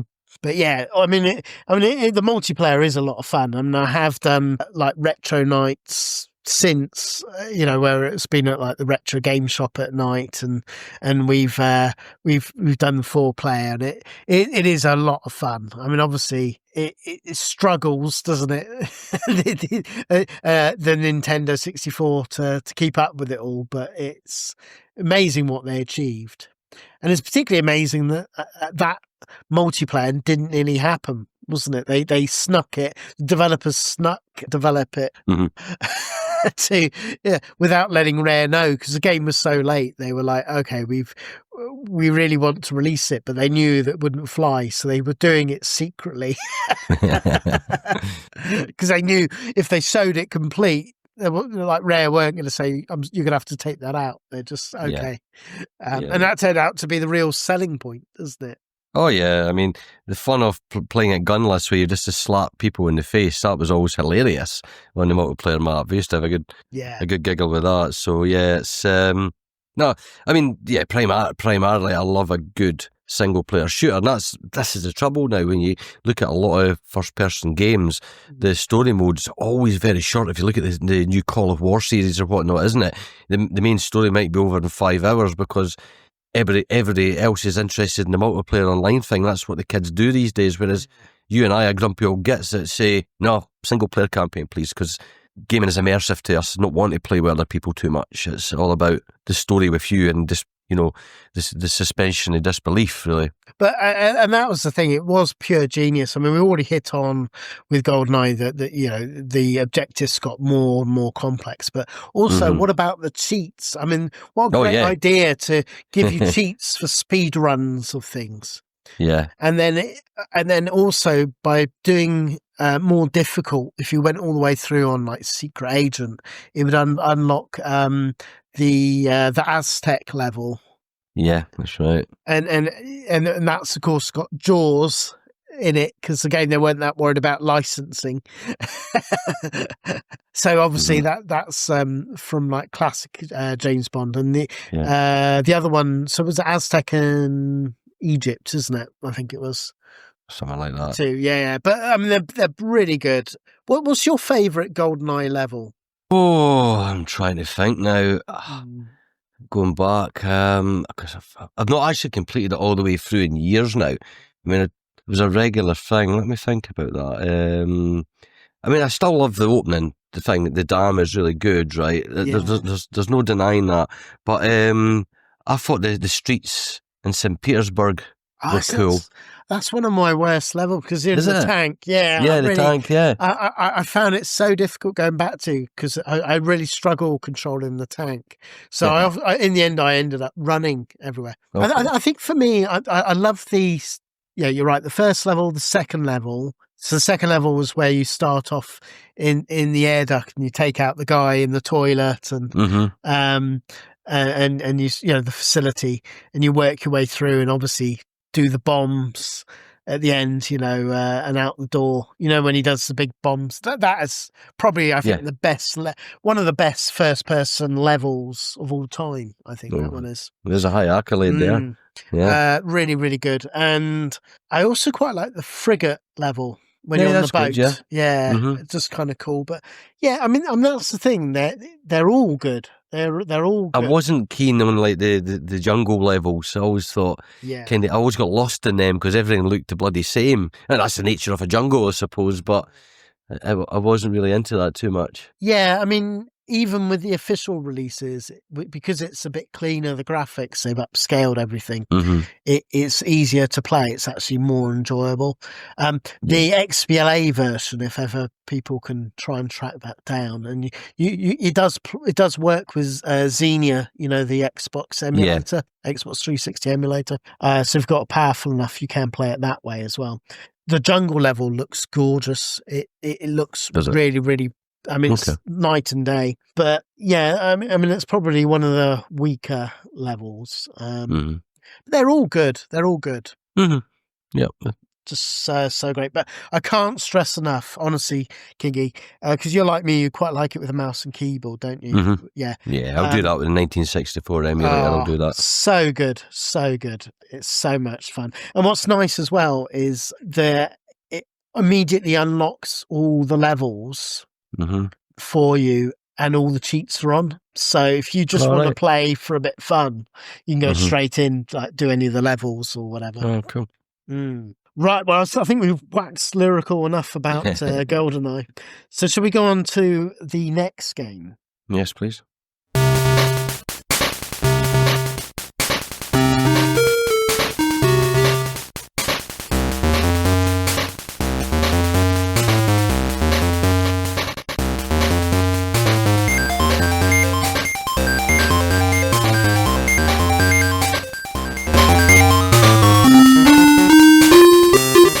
So the next game came out in 1998, so same year, but it was James Bond 007 on the Game Boy. Now, we won't go too much into it because obviously we covered this on the Game Boy Goes to the Movie episode, so we went quite in depth.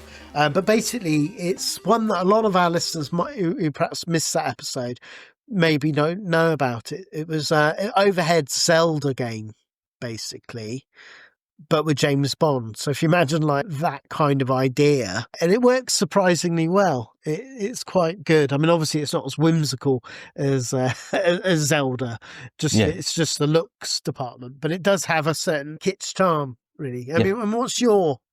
Yeah, I mean, it was new to me until you guys mentioned it on that episode, and I fired it up and I actually really enjoyed it. I mean, it's I always love how they can cram so much into the Game Boy at the best of times, and I love ambitious games that move away from, say, single screen games that you would get on it to this exploratory adventure. It's absolutely brilliant.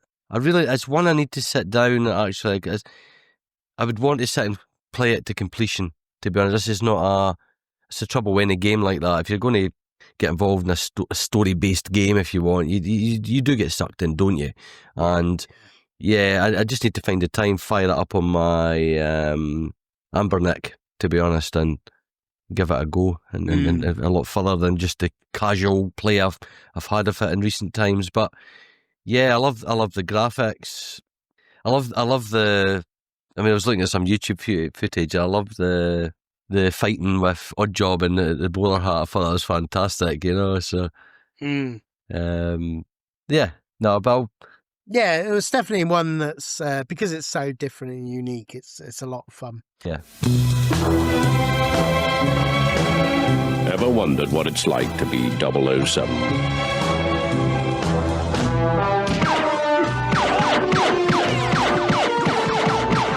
No. Be Bond on PlayStation. Right, okay, so should we go on to the next game? Now, picture the scene. So you've got GoldenEye, top of its game, 1998, and you have basically Electronic Arts comes out with Tomorrow Never Dies in 1999, so the following year, and it's PS1 only. Yeah. Now, I remember when the adverts came for this, and on the face of it, when you watch the adverts, I was a little bit jealous because it looked quite good on the trailer. It's a third person sort of where you play James Bond, so it's doing its own thing, so kudos I guess for that. Yeah. And the idea is you basically run around, simple cover mechanics, shoot the enemies, auto targets, so it makes it a little bit easier. And you do like all the missions and things, so like take out a satellite dish or photograph whatever.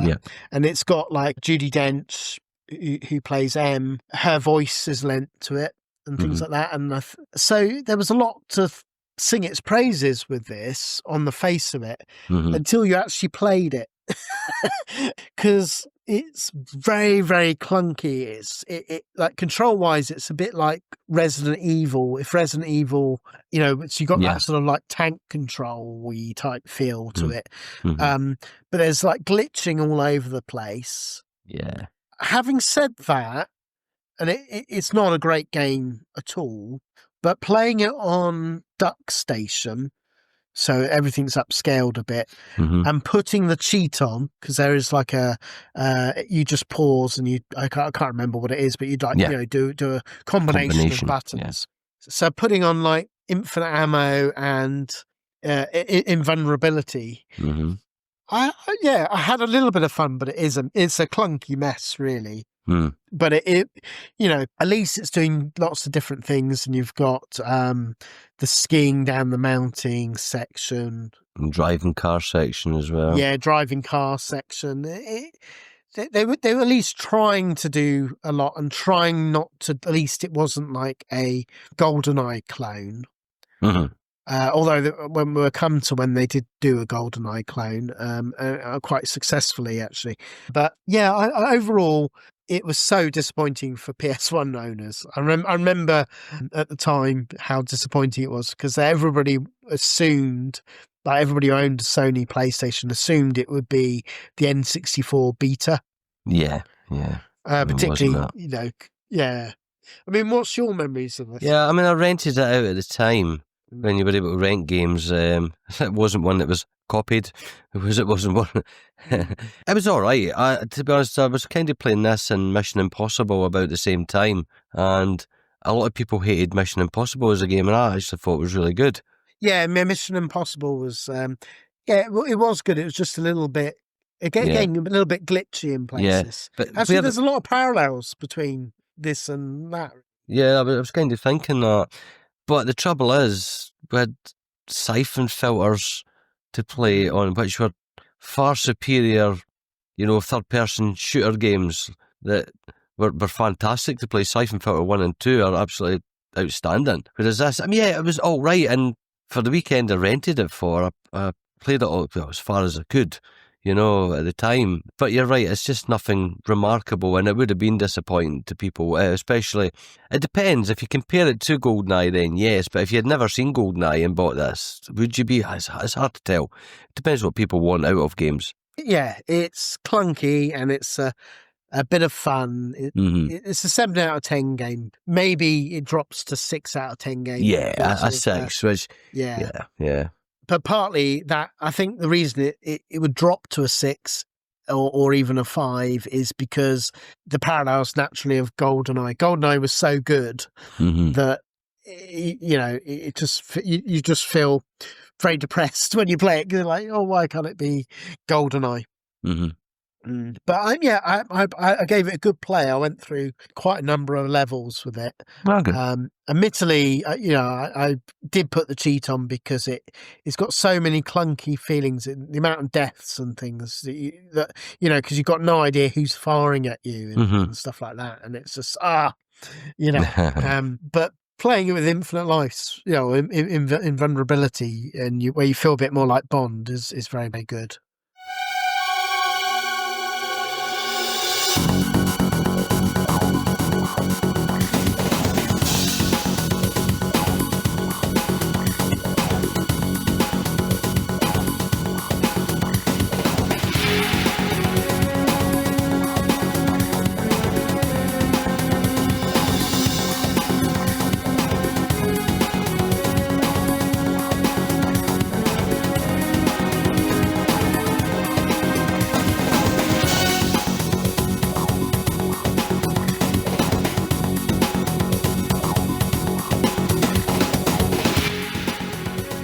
Should we go on to the next game?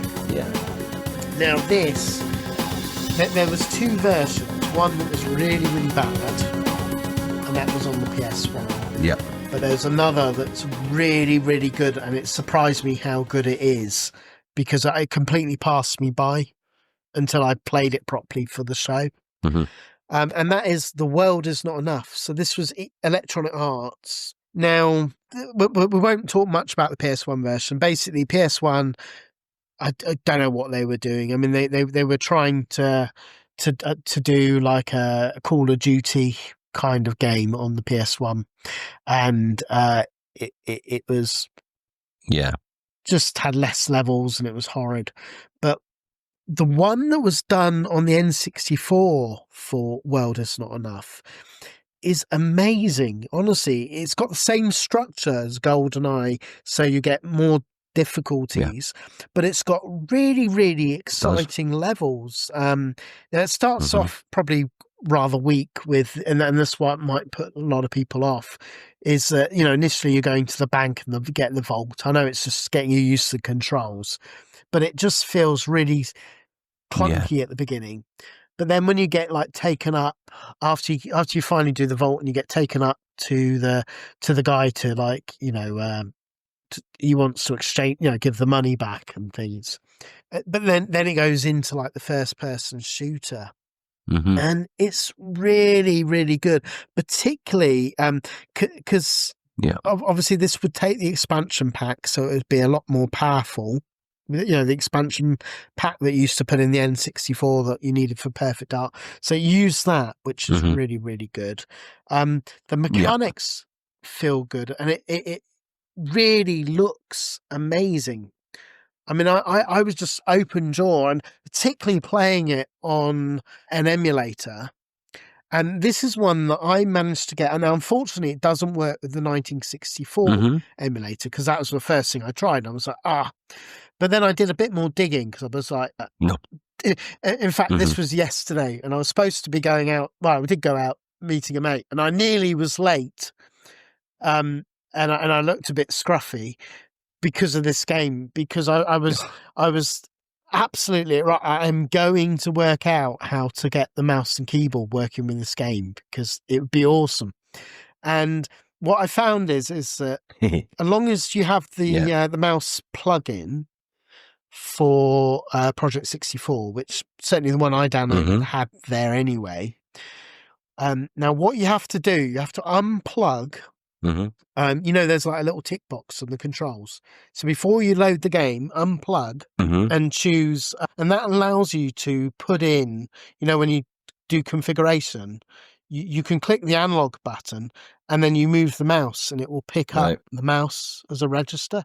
So I had it where it's WSAD. Cool. This, with this mouse plug-in that I've chosen, so it picked it all up, and then obviously you tick it to plug it back in, and then you load the game, and then you choose 1.3 or 4 control method. So because it's like on GoldenEye, there's all different control methods. And I chose 1.3, and it's brilliant. It's you got the mouse, you got the WSAD. I had open doors with the right mouse click. I had left click with shoot and then move the mouse, and I was just having an absolute blast because, I mean, have you given some serious time to this game at all? Not serious, but I mean, I've done the first couple of levels and really enjoyed it. I mean, it's yeah. I think at this point, unless I got them really cheap, I wasn't buying any licensed tie-in game, for any movie. And it's weird because GoldenEye being so good, you think, yeah, well, maybe other ones would be, but I just kind of waned off them. But firing this up, it's remarkable. Which is not. I don't particularly like the movie. I find it a bit of a Bond movie. Yeah, but they've captured the core elements of it and just created a really good action shooter that is just as much fun as GoldenEye to play. It really is good. And honestly, do it on the mouse and keyboard and it will take it to I'll do that. Yeah, I'll do that. And I was playing, I love the I mean, they're all good, the levels, but did you get to the underground level? Yes. Yeah, that is so amazing. The Underground Uprising level, yeah. No, actual London Underground. No. Yeah. I'm going up the tube and all the escalators are off. Yeah, I mean, when you got that, when you got the trains whizzing past and you see absolute speeds, and you have to like dive into the tunnel and get to the door before the train comes again. It's just like so adrenaline pumping. It's so it's really good. I like how there's obviously just commuters on the underground as well that you can't shoot. It's a frantic level, and I suppose the nature of underground stations are quite labyrinthian anyway, so so it's a great location, really good. And you're desperately trying to find the bomb, isn't it, before it explodes, and then obviously do the because that's forever counting down that timer there. It's for goodness sake. Yeah. The first you're right.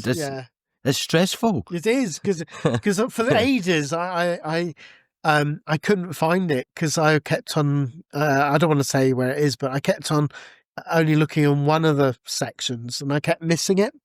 So I was getting to the balloon at the end of the level and thinking, well, where bloody hell is it? It's really, really good, and it's obviously got John Cleese, isn't it, doing the voicing and stuff like that. Certainly sounds like it.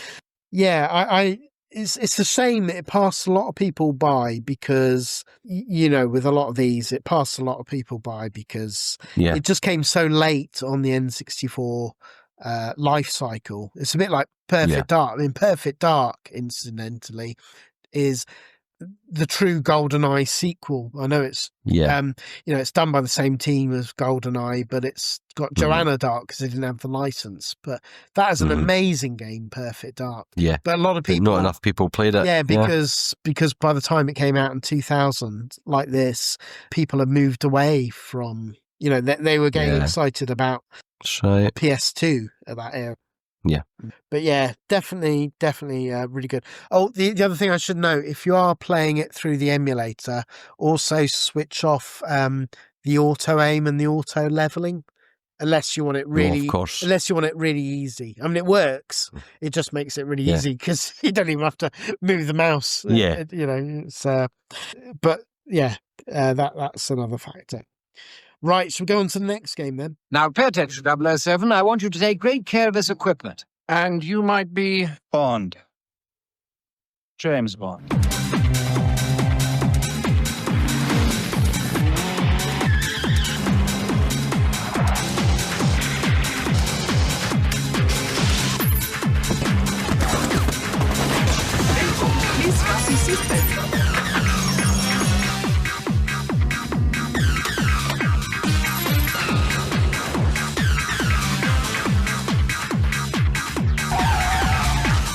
Will you need collision coverage? Yes. Fire? Probably. Property destruction? Definitely. So the next game, another EA entry. This was 007 Racing, also came out in 2000. So this came out on the PlayStation 1. It's got John Cleese again, who clearly needed the money, and he attended lots of these games. He attended lots of these games, didn't he? The Ministry of Silly Games. Yeah. But he does. You get his snide. He's very good. I mean, at least he's not phoning it in.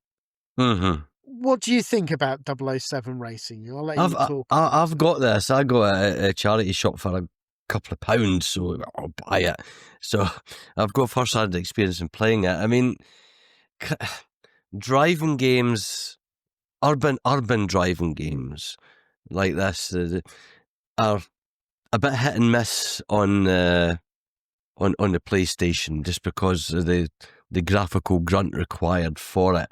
So what's really noticeable on that, and you go back and play them, is the texture warping is something else. When all the buildings wobble and shake like there's an earthquake. Thank goodness you can switch that off in DuckStation and fixes that. So meant to mention that on the Tomb Raider episode done. But it works and plays a bit like Driver, to be honest. I mean, I like how you can drive all the various iconic cars, whether it be the Aston Martin or the Lotus or whatever. Yeah, whatever Bond cars. There's even a Porsche-like Boxster in one of the levels. I can't remember. You even have that yellow Volkswagen Beetle, isn't it? Yes. Yeah, but you're not getting all the pedestrians rolling it back over from its roof again, though, are you? Yeah. It's a silly. You know what? I enjoy something like what do you call it? What was the battle shooting car games that had a sequel in the PlayStation? It was the early years PlayStation games, the sort of arena shooting. Twisted Metal, thank you. Yeah, I preferred that when it comes to a kind of action shooting driving game over this. But yeah, I mean, there's crazy taxi elements, to get to the locations and whatnot else. Nice wee touches like the overheads. Here in New York, for example, and there's an overhead railway. You even see it's quite eerie, even seeing the Twin Towers in the distance in this, So if you see if you're a collector and you want to buy your physical PlayStation games, yeah, don't spend a lot of money on it, but it's not awful. Yeah, no, I mean, it's clunky. Mm-hmm. It looks so. I mean, on an emulator, it looks with DuckStation, it looks not too bad. But if you play it on original PlayStation, even back in the day, it looks so ugly. The graphics. Yeah, racing games I find are the ones overall when you retrospectively go back and play them. Apart from real iconic classics like Outrun or Chase HQ, the genre dates because it's surpassed. You like realism in racing games, and so then when the Need for Speed series got better, or just try to think what else. I mean, me and you're not Forza fans, but good arcade racers or whatever. The evolution of them is there are Burnout Paradise or whatever else, or any of the Burnout games. They look great with the better graphics. So when you go back to the PlayStation wasn't really ready for racing games a lot. There's some good ones, don't get me wrong, but I just think it's not its strongest thing. Yeah, no, I mean, but there are quite a few good little racers. So I mean, the PlayStation could do it, but it's a bit of fun, but it's just frustrating. I mean, just on the opening level, it's so easy to like press the wrong button and then shoot the Stinger missile that you picked up, and then you can't take out the helicopter because you use it to blow. And it's just and then you've got like it's just a little clunky and frustrating. But some of the levels are much better than others. You like the New York ones, pretty cool, and things like that. And as you say, it's nice that it's got the iconic cars, not all the cars that you would hope. Or it would have been nice to mix up other vehicles, but it does feel a missed opportunity. That's how I felt with it, even back in the day. Bit of fun, but it could have been so much better. And it keeps making me think, why hasn't there been a decent James Bond racing game? Or you know, I know you got the bomb pack that was in Forza Horizon 4, but I mean that was just the Bond, like a couple of cars. A cosmetic overhaul. Yeah, yes. I mean, yes, you could see all the gadgets, but you couldn't use them in game. It was only in the, you know, when you're like exploring the car. So I mean, it was a bit of a disappointment because I was expecting like 007 racing. Yeah. You know, DLC type thing. For It's a bit disappointing. But yeah, it's okay to pick up for a couple of pennies, but yeah, it's not going to rock your world. No. No. Well, 007, how did you come to ruin this little beauty? And where exactly is the rest of this? And I suppose you can explain this. Oh, James. It's not easy being Bond on Nintendo GameCube, Xbox, and PlayStation 2. Rated T for teen.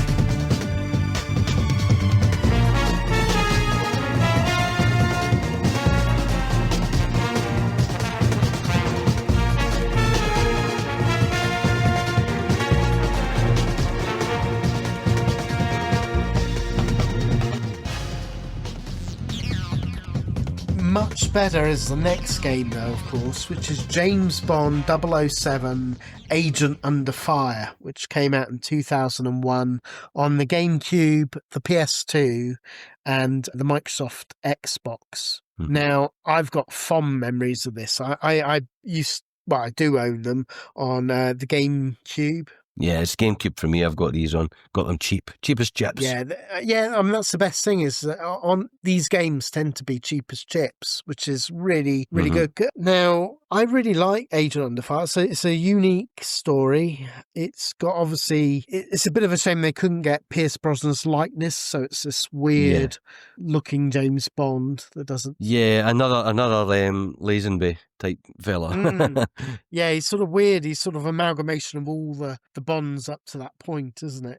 Yeah. But this is a really fun game. I mean, going back to it, and particularly if you play it on Dolphin emulator where it upscales, it's a lot of fun. I mean, it's not perfect. One of the things that I personally hate is that it keeps hand holding you too often. So it's like saying you could go this way, or it shows you like things you can make explode. And it's like, let me discover it, you know, or even where the body armor is. And it's like, stop showing me shit. I just want to enjoy because but it's got nice car racing sections. Yeah, I was just about to say that. And if you want to see a difference between the game previous to this and this, the car section is really good in this. Graphically beautiful. Yeah, really good. And it's quite a fun Bond adventure. I mean, it's got good gameplay mechanics. You know, it's quite fun. It feels quite good doing the shooting and stuff like that. I mean, what's your thoughts with this game? Yeah, I'm there with you, Paul. I think for I quite like the idea of non-licensed tie-ins, so there's more freedom to go where they want like this. So there's no movie out at the time. Let's just make a Bond game, and why the hell not?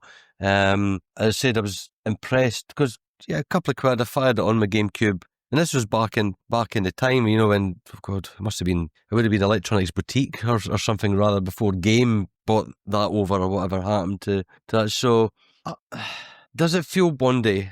I think enough. You know, I mean, a lot has been GoldenEye's influence, I think, still reaches out today. That's the trouble. And every game seems to have an essence of it yet.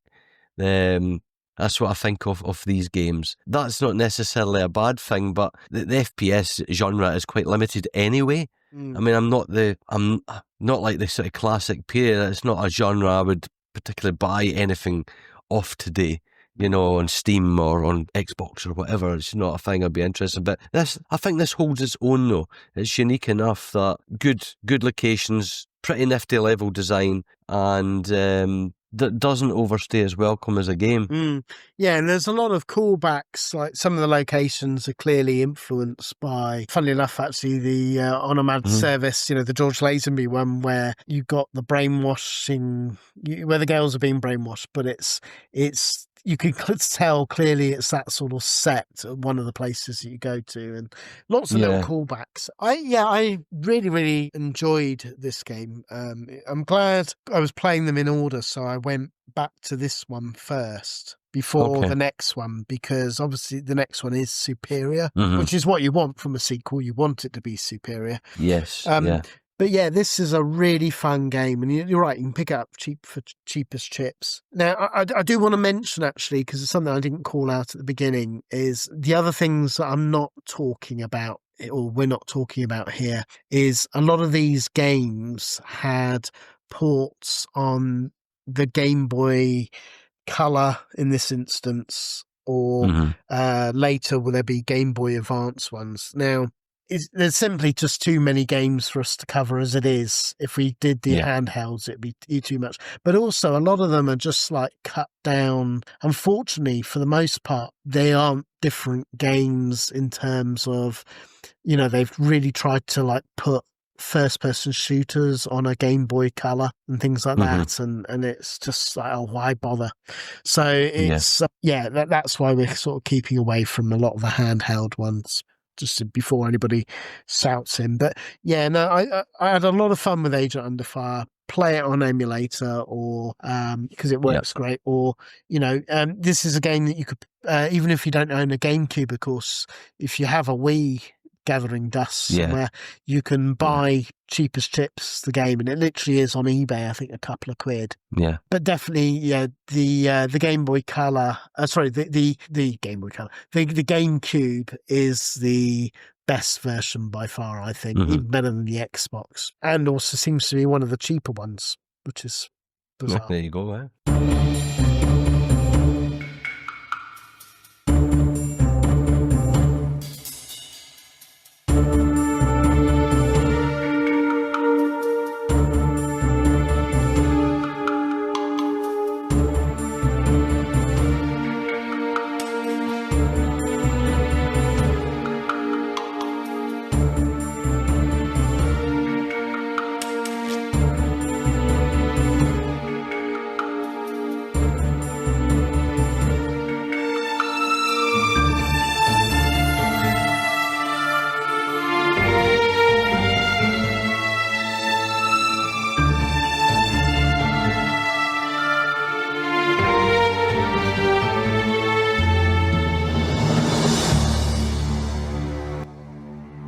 Now, the next game came out the following year in 2002, and it's done by the same team, and it is like a sequel, and it's James Bond 007 Nightfire. Now, not only does this have a really cool theme tune at the beginning, they were coming up with that idea. It just takes everything that was great about the first one, but dials it up to 11, as they say in Spinal Tap world. I love this game. It's just more polished. The levels are really good. The castle level at the beginning is like one of the best levels in the James Bond universe. I think it's really really good. I mean, what do you think with the GameCube one, not the terrible PC? I mean, well, one, it's nice to have Brosnan's likeness back in this one. Right, so they've obviously sorted out any licensing things. I think it gives back the globetrotting feel, the sense of adventure. The snow levels, as you said, and the castle, fantastic. There's a great shooter in the forest, on the snow bike, whatever you want to call the thing, the skidoo. The underwater car section's fantastic. It's really awesome. Brilliant. I think you nailed it. The actual levels on this are meticulously designed, that they're not boring. They're as exciting as what the GoldenEye levels were like to play. They're really interesting. It's not really following other shooters that were out in the day, the kind of tropes and such, and kind of designs that they games had, yet again, there's a retention of the GoldenEye vibe to it. Maybe it's not. It's maybe just it feels Bond like. Maybe I'm saying GoldenEye and using descriptions wrongly. It feels like a Bond game. It does, yeah, very well. Yes, yeah, and that's the thing. It's got all the great scenes in it. It's certainly, you know, of the post GoldenEye era. I was going to say my probably third favourite, but might be even be fourth. I'll explain why. The one thing I will say is the PC version, Run for the Hills.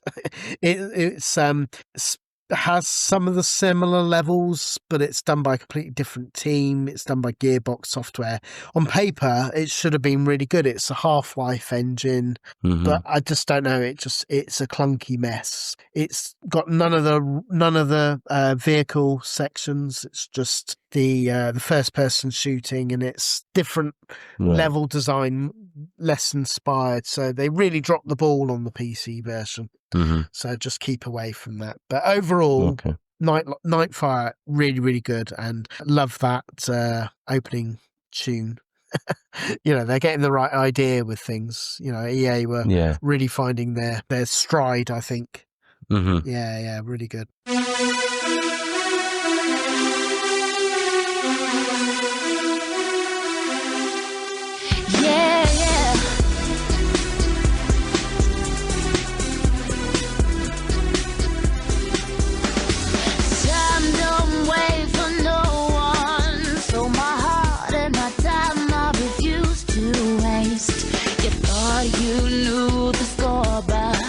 There's just so much more when you're caught in the race. What is love without a flame? What's a rose without a name? What is pleasure without a pain? It ain't nothing more than an empty space. Give me everything or nothing. Give me everything or nothing at all.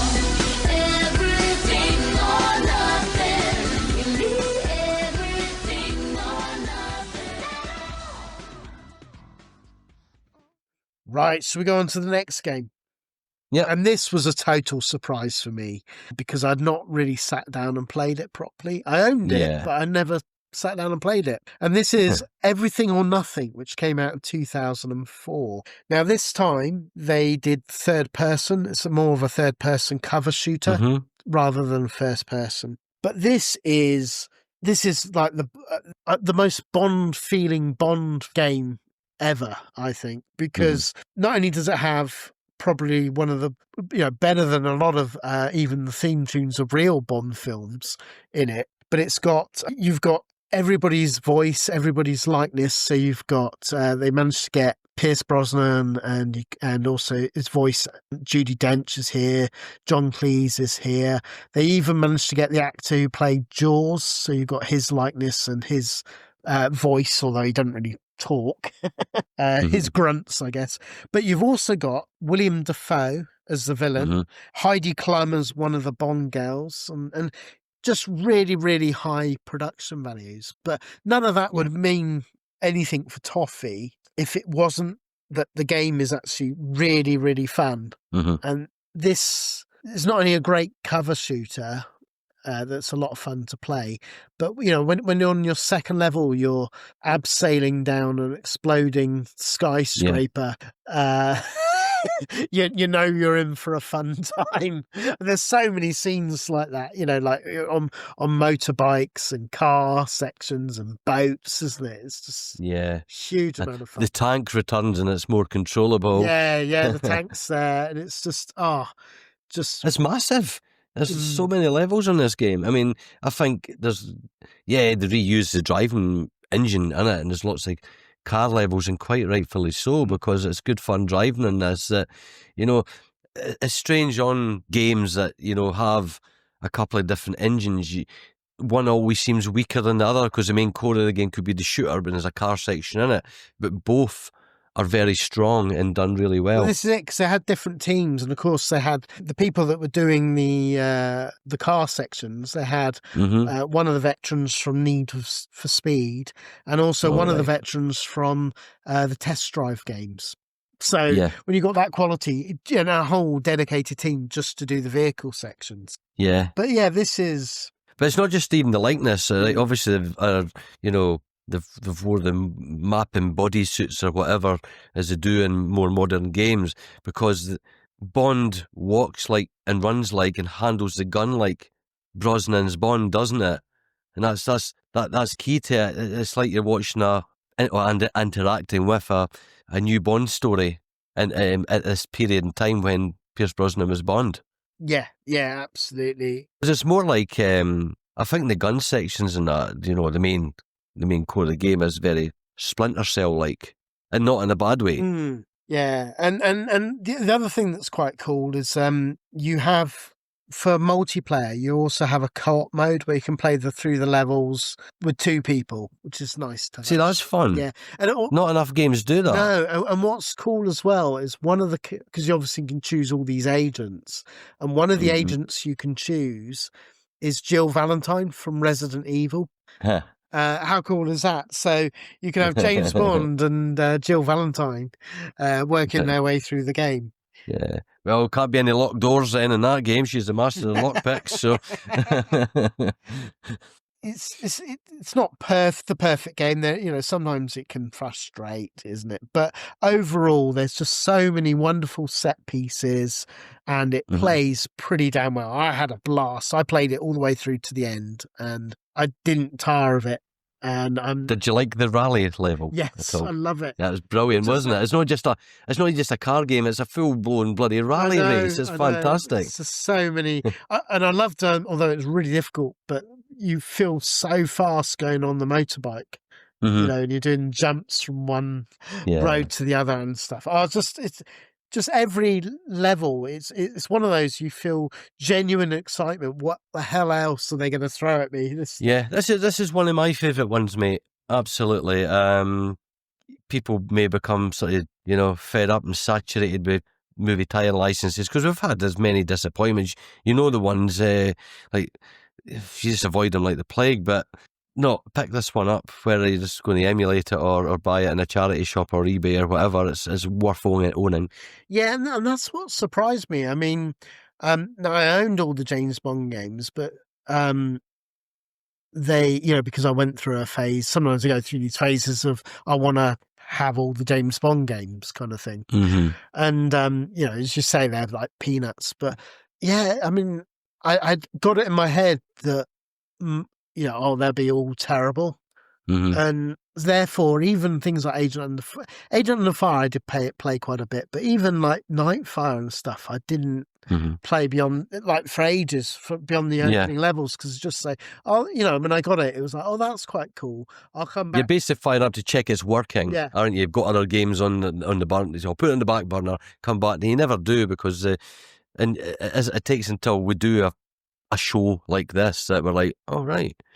And this is what I loved with this. And it was so nice, actually, that I've, because we had that fantastic Tomb Raider episode with all our listeners, it just gave me so much time to play, all these Bond games. So I've had a blast, really giving some more time.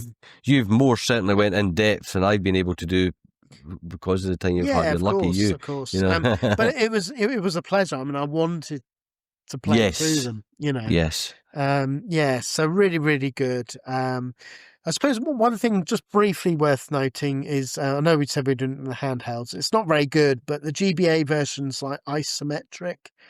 Is it? All right. Cool. And it's, I don't know, it's okay. But it's just, at least it's not trying to do a first-person shooter like some of the others. Oh, Lord, no. Yeah. Right, okay, so we're coming up to the last few games now.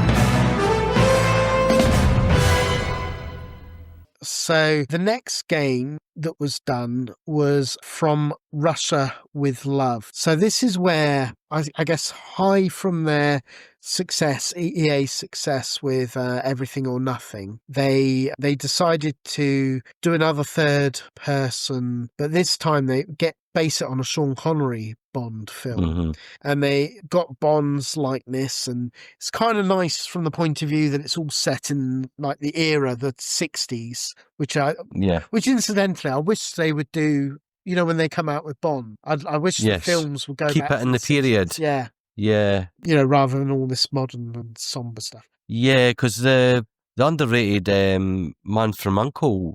remake with Henry Cavill worked well for being in that period. I thought it was actually a really good film. Yeah, it was. Surprising it didn't do better, didn't it, really, that film? Yeah. With From Russia with Love, I mean, one of the big things was they managed to get Sean Connery's, not just his likeness, but they got him back to give original lines.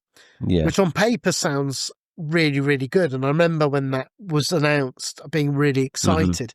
But the trouble is, old Sean Connery sounds nothing like young Sean Connery. And also, he's clearly just dialing it in. I mean, I've never heard lines of dialogue said with so lack of emotion.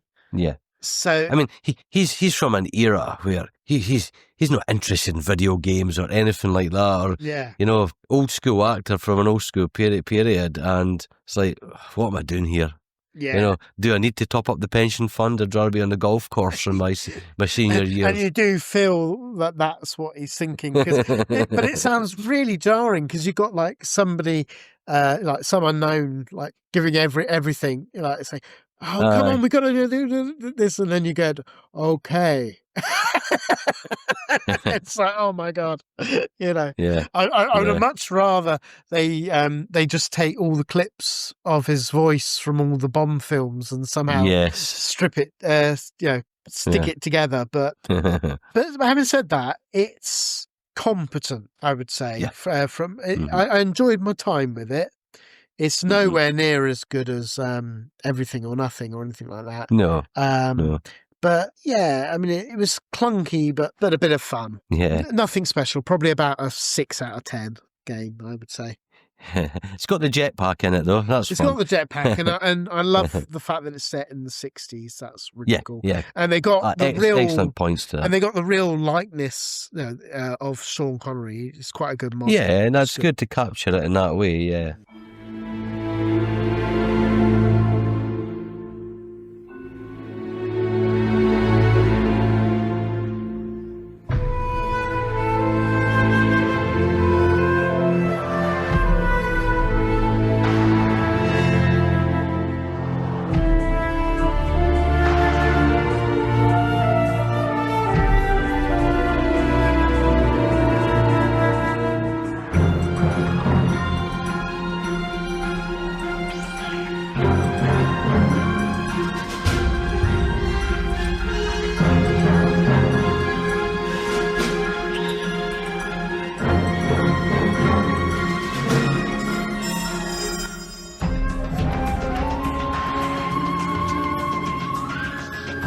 So, right, shall we go on to the next game then? So the next game, this is when EA had given up on the license. I don't think they were getting the returns or the sales that they were hoping.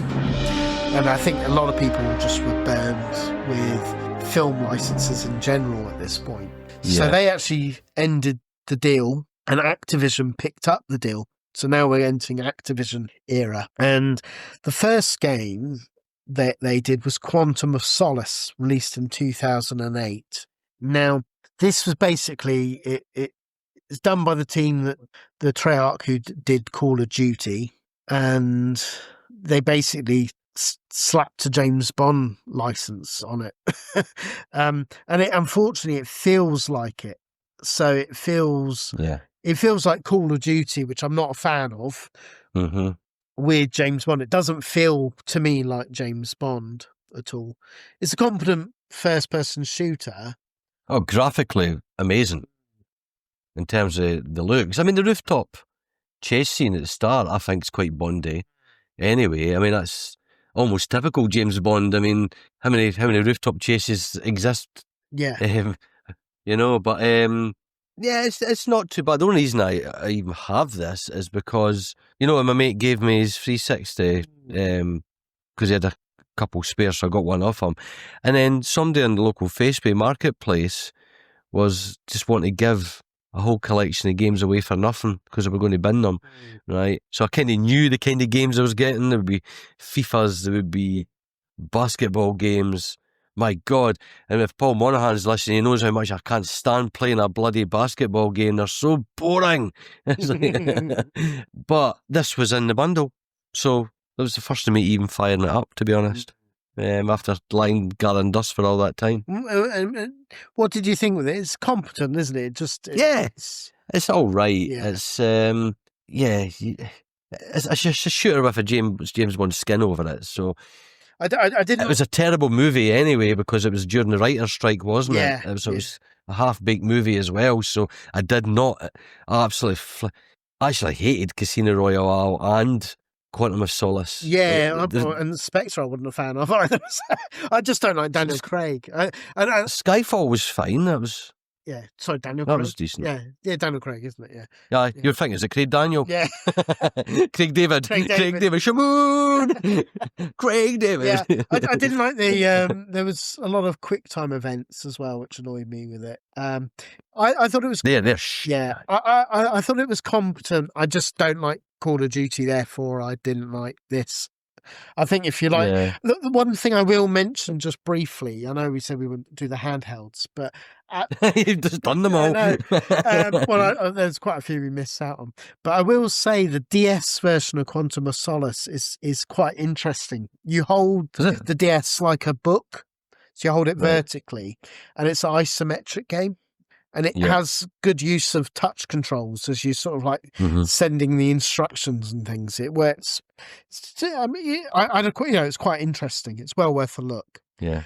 But should we go on to the next Activision game?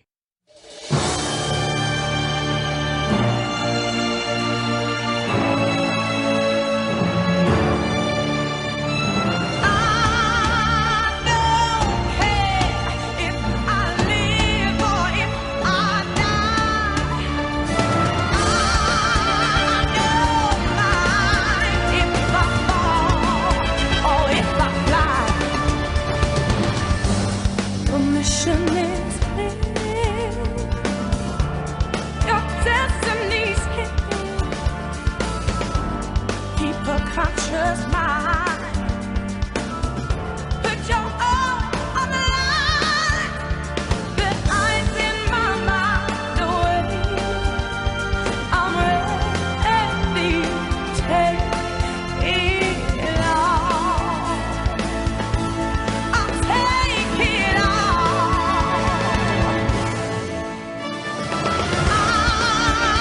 don't care if I live or if I die. I don't mind if I fall or if I fly. I don't care if I live or if I die. Yeah, so I had a lot of fun with this, and that was... Oh, did we miss one? We did, but it's all right. Oh, yeah. Oh, You missed purposely Rogue missed, Agent. yeah, I purposely missed it, I think, because I hate it. We better mention that now. After Everything or Nothing, GoldenEye did Rogue Agent, which not only you're not playing as James Bond, but you're playing another agent. And the reason it's called GoldenEye is because he has a golden eye in his eye because he has an accident.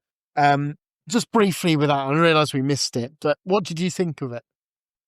It's all right. It's I hated it. pretty generic. It's pretty generic. But what I hate about it is it's such an obvious attempt to cash in on the name GoldenEye. I tried not to let that bother me too much and just let's try and enjoy the game for what it gives us. But I mean, who would think to come up with a Bond game where you don't friggin' play Bond? Stupid. Anyway, so that's why I clearly missed it. Much better, though, is the next game after Quantum of Solace, which was Bloodstone. Now, this came out in 2010. It's done by Bizarre Creation. And I'll be honest, this was pretty much the game that killed them. Because I think they bet everything in the dog that this was going to be an all-time classic, and it just didn't get the traction they were hoping with. And it's such a shame because I thought this was a really good game. Bizarre Creation, sort of like obviously famous for like Project Gotham and those sort of games, but they also did The Club, which I was quite a fan of, which was nice. Yeah. And they sort of used the ideas. So Bloodstone is unfortunately Daniel Craig as Bond. His likeness and also voiced by him, but it's basically a cover mechanic, and it's quite an engaging cover mechanic. So by that I mean, with cover mechanics, third person, you go from cover to cover. It's a bit like Gears of War and bits of Uncharted sections. I've got that. And it's quite robust cover section where you really feel quite cool. You sort of like hiding behind a pillar, and then you dive out, take out the enemies, dive back in before they can shoot. And of course, the racing and boat sections are second to none. I mean, you know, that's Bizarre Creation know their stuff, and it looks gorgeous because you really get that sort of beautiful locales. And it's a good story as well, because I mean, this was actually written by, I forget the guy's name, but he was basically a Bond screenwriter. He'd written actual screen, you know. But yeah, I mean, great theme tune as well. This is another one with a great theme tune. I mean, what did you think of this one? Yeah, what it was like is, you know, you get on movies where, you know, the whole scene has been given the illusion of being seamless and follows the protagonist, and the cameraman's running behind Bond at all times. And in fact, some of the opening sequences of the Daniel Craig ones are like that. Anyway, this whole game's like that, where it's quite exhausting keeping up. So there's a lot of camera shake, and he's leaping from building to building. I think it's very good. I think it is a smart and slick game that will have went under the radar, and it's one of the better Bond games. Yeah, I think so. And it's a shame it did go under the radar, and I think it was just because of things like, you know, Rogue Agent and Quantum of Solace have put people off, I think. Yeah. And it just didn't get the traction. And it was a shame because really it was this that made Bizarre Creation close their doors. That's a shame. Yeah, it's something I got cheap on my PS3. And I think that was the problem. Loads of people, I did the same. I waited till it could get it cheap. Because it was like, I do like Bond. I love Bizarre Creations, but it wasn't enough to buy it brand new. I wasn't excited about it enough to buy it brand new. And you're right, it went cheap very quickly. So I think a lot of people did that.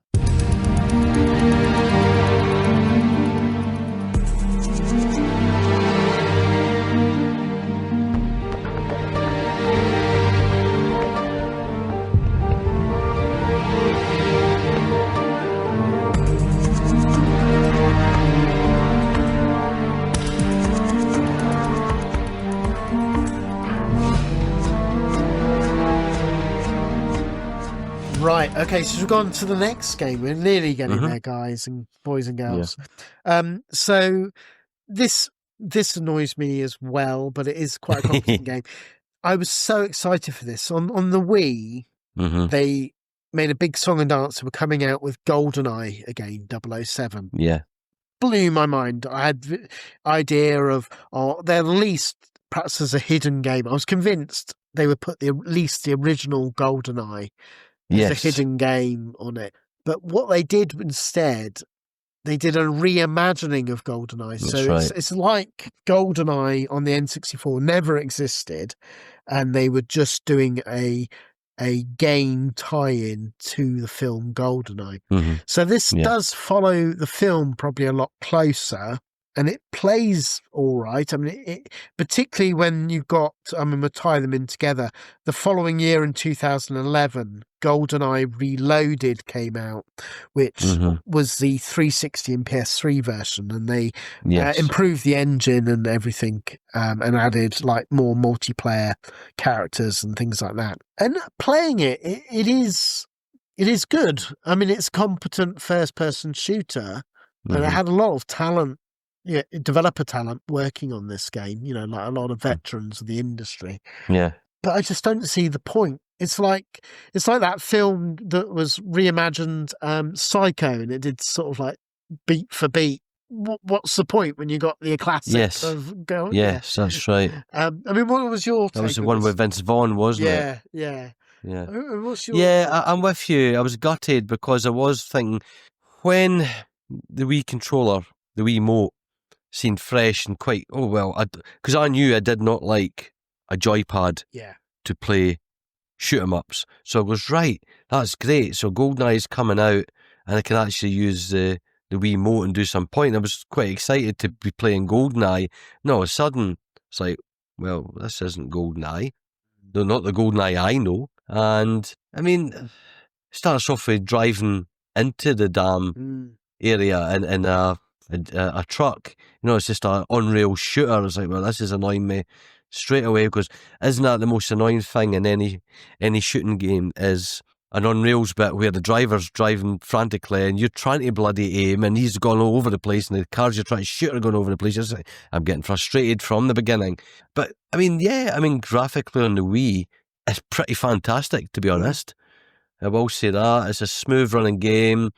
The level design's okay, but it's not. Yet again, don't use the word GoldenEye here. That was the problem, isn't it? If they did it on another Bond game, rather, but again, it just feels like a cash in. Or at the very least, if you're doing a reimagining and that's what floats your boat and you're doing it, but they should have. I know the legal wranglings was quite infamous with GoldenEye because of course the trouble with GoldenEye is that Rare was owned by Microsoft, and Nintendo owned the game GoldenEye, so it was just a total nightmare. Yeah, which is why it's taken this long for it to finally get released. Yeah, competent game, but. Why? That was all. That's what I've written in my notes, and really how I felt. Always in the back of my mind is why did they do it? Yeah.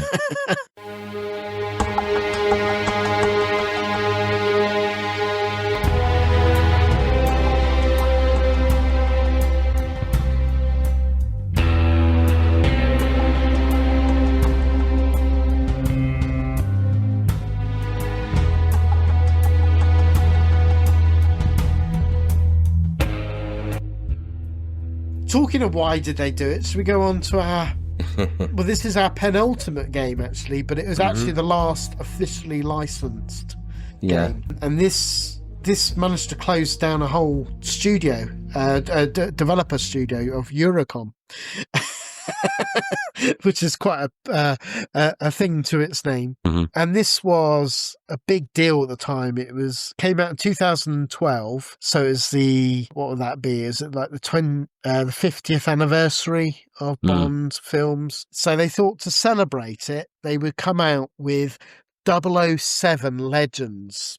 Now, on paper, it sounds like it would be quite a good idea, apart from they screwed the pooch in one fundamental area, which is the idea of like celebrating Bond by choosing 4 films. Sounds quite good. And the films they've chosen, it wouldn't be necessarily my choices, but they've chosen Goldfinger, Moonraker, License to Kill, and On Her Majesty's Secret Service. So you got your 4. There's Dying Our Days on it as well. Yes, that was an extra thing, isn't it? Yeah. So on the face of it, you think, well, okay, you got 1 for each Bond, but for whatever reason, they decided to just have Daniel Craig and set everything in the modern era. So rather than feel like a real nice nostalgic kick throwback, which would have had so much extra love thrown at it just from that, feeling like you're in, Goldfinger and all of that. Instead of that, it just just feels like a generic clunky shooter, and not a particularly good one at that. I mean, what was your thought with this one? Yeah, it doesn't do it for me, to be honest. I got a bit fed up of it all, to be honest. I mean, I understand what they're trying to do, and I can understand the complexities of rights to capture anybody else's likeness now at this stage without permission, especially you've got James Bond actors that have, well, had anybody passed at this point when this was out? Had Roger Moore passed or not yet on this? I can't even... No, I think I'm not sure. No, we're live yet, but if you don't give them the permission for your likeness, then it's just not going to happen, is it? No, I'm not going to be starring in a video game, so or at least, I can understand. Or at least choose a better Bond than Daniel Craig. Yeah, but you're right. Yeah. I mean, if they made the decision, I mean, I would have preferred it as each Bond, obviously. But I mean, if they made the decision, I don't know, Sean Connery like this across all the films, I probably would have enjoyed that more. But the bigger thing is not just they should have set it in the era. They should. I'm with you there. Yeah. Yes. Because it just feels I don't like generic. them. Yeah. Yeah, definitely. And the car sections are a bit floaty. It's a waste of a very good idea. Yeah. That's the best way to describe it. Yeah. The by the way, you were saying with Die Another Day, so that was DLC. But was that right? But on the Wii U version, if people did want punishment, it is on the disc. That was the only one that had it on the disc. Okay. So if you were a glutton for punishment and wanted to play it, then really these days you have to have the Wii U version because obviously you probably can't get it, the DLC anymore. Yeah.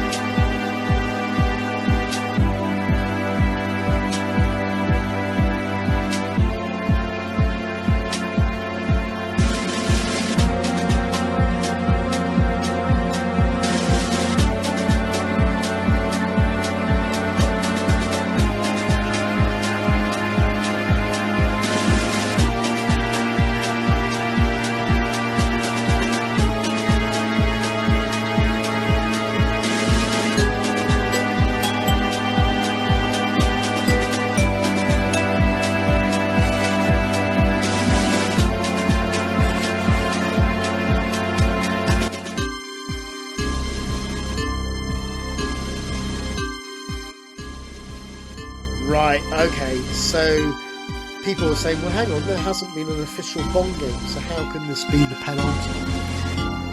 That is because, my dear friends, there is a fantastic fan-made patched version of GoldenEye. So basically, you can patch the version of GoldenEye with an entire new game, and they've designed an entire new game based on Goldfinger. So this is awesome. I mean, it really is. I mean, did you get a chance to try it? Yeah, I fired up. I've not played a lot of it, but when you mentioned, it's like, oh wow! And to have just that engine and the same idea of mission briefings, and we have to do X, Y, and Z to complete the mission is just absolutely fantastic. And what an admirable version of the fans have given us with this, haven't they? Changed the Bond likeness to look like Sean Connery. All the music has been replaced. Obviously it's not going to be as good as the GoldenEye, but it's not bad. It's acceptable. You accept that. Likewise, the levels are really varied and the missions are really varied. Sometimes it's a little bit too big, the levels, for its own good. The one that I got completely lost on was the hotel level. Yeah. And it's just because unless you know where to go to find Felix, the CIA operative, you're in a right mess. So I was like wandering around this massive complex. There's lots of little Easter eggs, like you can see like there's like whole corridors full, and it's got like the Bond car and stuff like that on display and stuff. Mm-hmm. It's kind of cool. So much love with it, but the levels, I mean, a lot of the levels are really, really good. And this is another one with the 1964 emulator. Playing that with the 1964 emulator with a mouse and keyboard is just. I was in heaven. I mean, I've been playing my way through, and likewise, it unlocks all the cheats as well as default, so you can play it with the cheats if you want. But I've been playing it properly, so I'll put in the show notes because I'll be honest, it was a bit of a headache doing the patching, so I'll just give people the patch version. If you do play it, you do need if you're playing it on real hardware, you do need to have the expansion pack in your device, and also to note, if you are playing it on a real hardware, because I thought I crashed it, it does take long loading times. But beyond that, blimmin' awesome. And on the emulator, you don't have the problem with long loading times. But there's so many great. You get like the you can use Odd Job's hat. You can throw. That's one of the weapons. You've got golf clubs, a whole range of new weapons and things. Yeah, I just can't sing its praises. It's amazing what people have done. Good find, mate. Yeah, good find. So really, really good. So that is 40 years worth of James Bond games, really. So done in 40 hours. I dread to think how long it's been, but no, it's been a fun episode. I've certainly really enjoyed, and I'm really hopeful to our listeners that one, they'll give some of these games a try, but also there's hopefully a nice couple of surprises for people. Like, you know, I bet loads of people don't know about that Goldfinger patch and certainly like Octopussy, etc. Yeah, that'd be good to hear what their views are on the games as well. Just out of curiosity, what outside of GoldenEye, what are your top 3 favourites? So after GoldenEye, what's your top? Well, Octopus has been a surprise for me, so that's in there just because I thoroughly enjoyed something fresh. So I've got to say that. Just trying to think. Bloodstone, that's really good. And just trying to think. The early Doors ones. I mean, I'll have to go with the Text Adventure, the Shaken Not Stirred, just because I had cheeky fun with that. That's mental to one of the earliest games that come out, just written in a bedroom. It's a lot of fun, isn't it? Gave me a lot of entertainment. Yeah. It is a lot of fun. So, yeah, I mean, I've had fun on connecting with them all. I mean, all your sort of Agent Under Fire, Nightfires, they're all good, you know what I mean? But a bit like, the trouble with them is there's a bit like the Brosnan era of the movies. I got all the titles muddled up, what happened in what movie after GoldenEye. So, you know, the names sound generically pretty much the same, whereas Tomorrow Never Dies, The World Is Not Enough. And I'm saying, right, what actually happened in that film again? You'll tell me once you've watched them all. But I'm looking forward to going back to the Pierce Brosnan era. Good. So what about yourself for the games then? What would you take for your top 3? Everything or Nothing's got to be there, because I thought that was just it felt like being in a Bond movie. Yes. Oh dear, they're all so good. Do you know, I've got to put Goldfinger there. Again, it was such a surprise, and it's like being given a new GoldenEye basically to play. It's awesome. Yeah, stop rustling your papers. You're speaking. Yeah, GoldenEye. It's Goldfinger, definitely, and I think probably the N64 version of World Is Not Enough was such a. Honestly, I mean, it's weird. No one ever talks about it, but it's just because of when it came out. If that came out a little bit earlier on the N64's life cycle, or the PS1 wasn't the travesty that it was and was like the same quality, I think it would be seen as a real classic. Yeah, but there's so many. I've noticed my big takeaway that really blew me away. They're better than what you thought they were or remembered they were. Yeah, I mean, apart from some games, the Domark era wasn't that. There's good. A bit of charm, but yeah. I mean, the Domark era wasn't that good, but in terms of the latest ones, there were just some that were annoying in terms of how generic they were.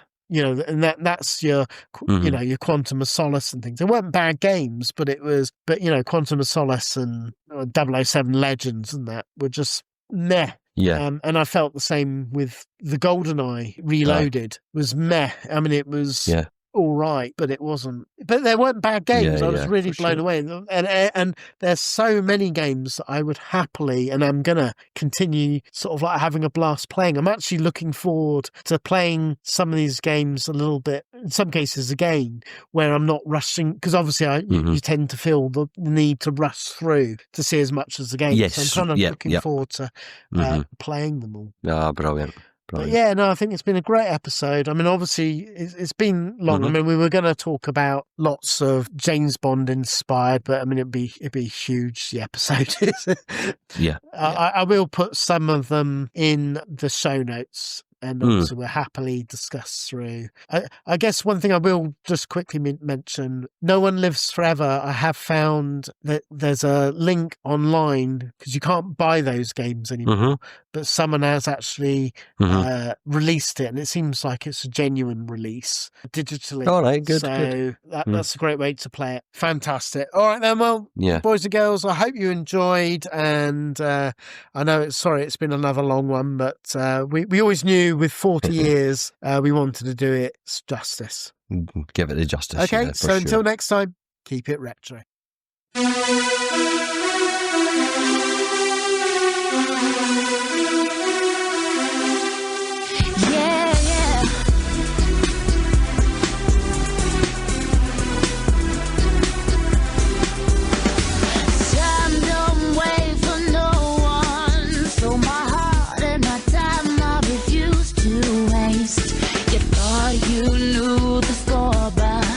There's just so much more when you're caught in the race. What is love without a flame?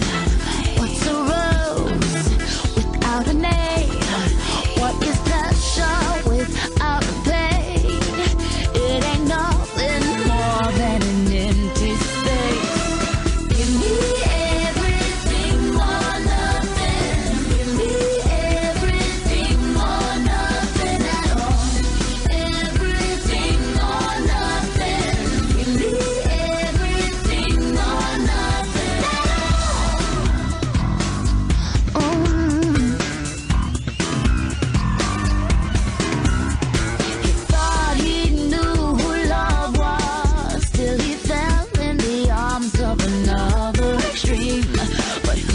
Say things can be changed. It's your world and tomorrow's not guaranteed. Can't drive a car without the keys. Give me the boat, cause a fight's just a tease. What good the bottom without the top? And until I get it all, no, I'm not gonna stop. So give me everything. I want it all, I want it all. Give me everything or nothing at all. Everything or nothing. Give me everything or nothing at all. Everything is all that I want. Everything is all that I want. Everything is all that I want. I take what I want. Everything is all that I want. Everything, I get what I want. I take what I want. I get what I want. I take what I want. I get what is love without a flame? What's a rose without a name? What good's the bottom without the top? And until I get it all, no, I'm not gonna stop. So give me everything or nothing. Give me everything or nothing at all. Everything or nothing. Give me everything or nothing at all. Give me everything. Everything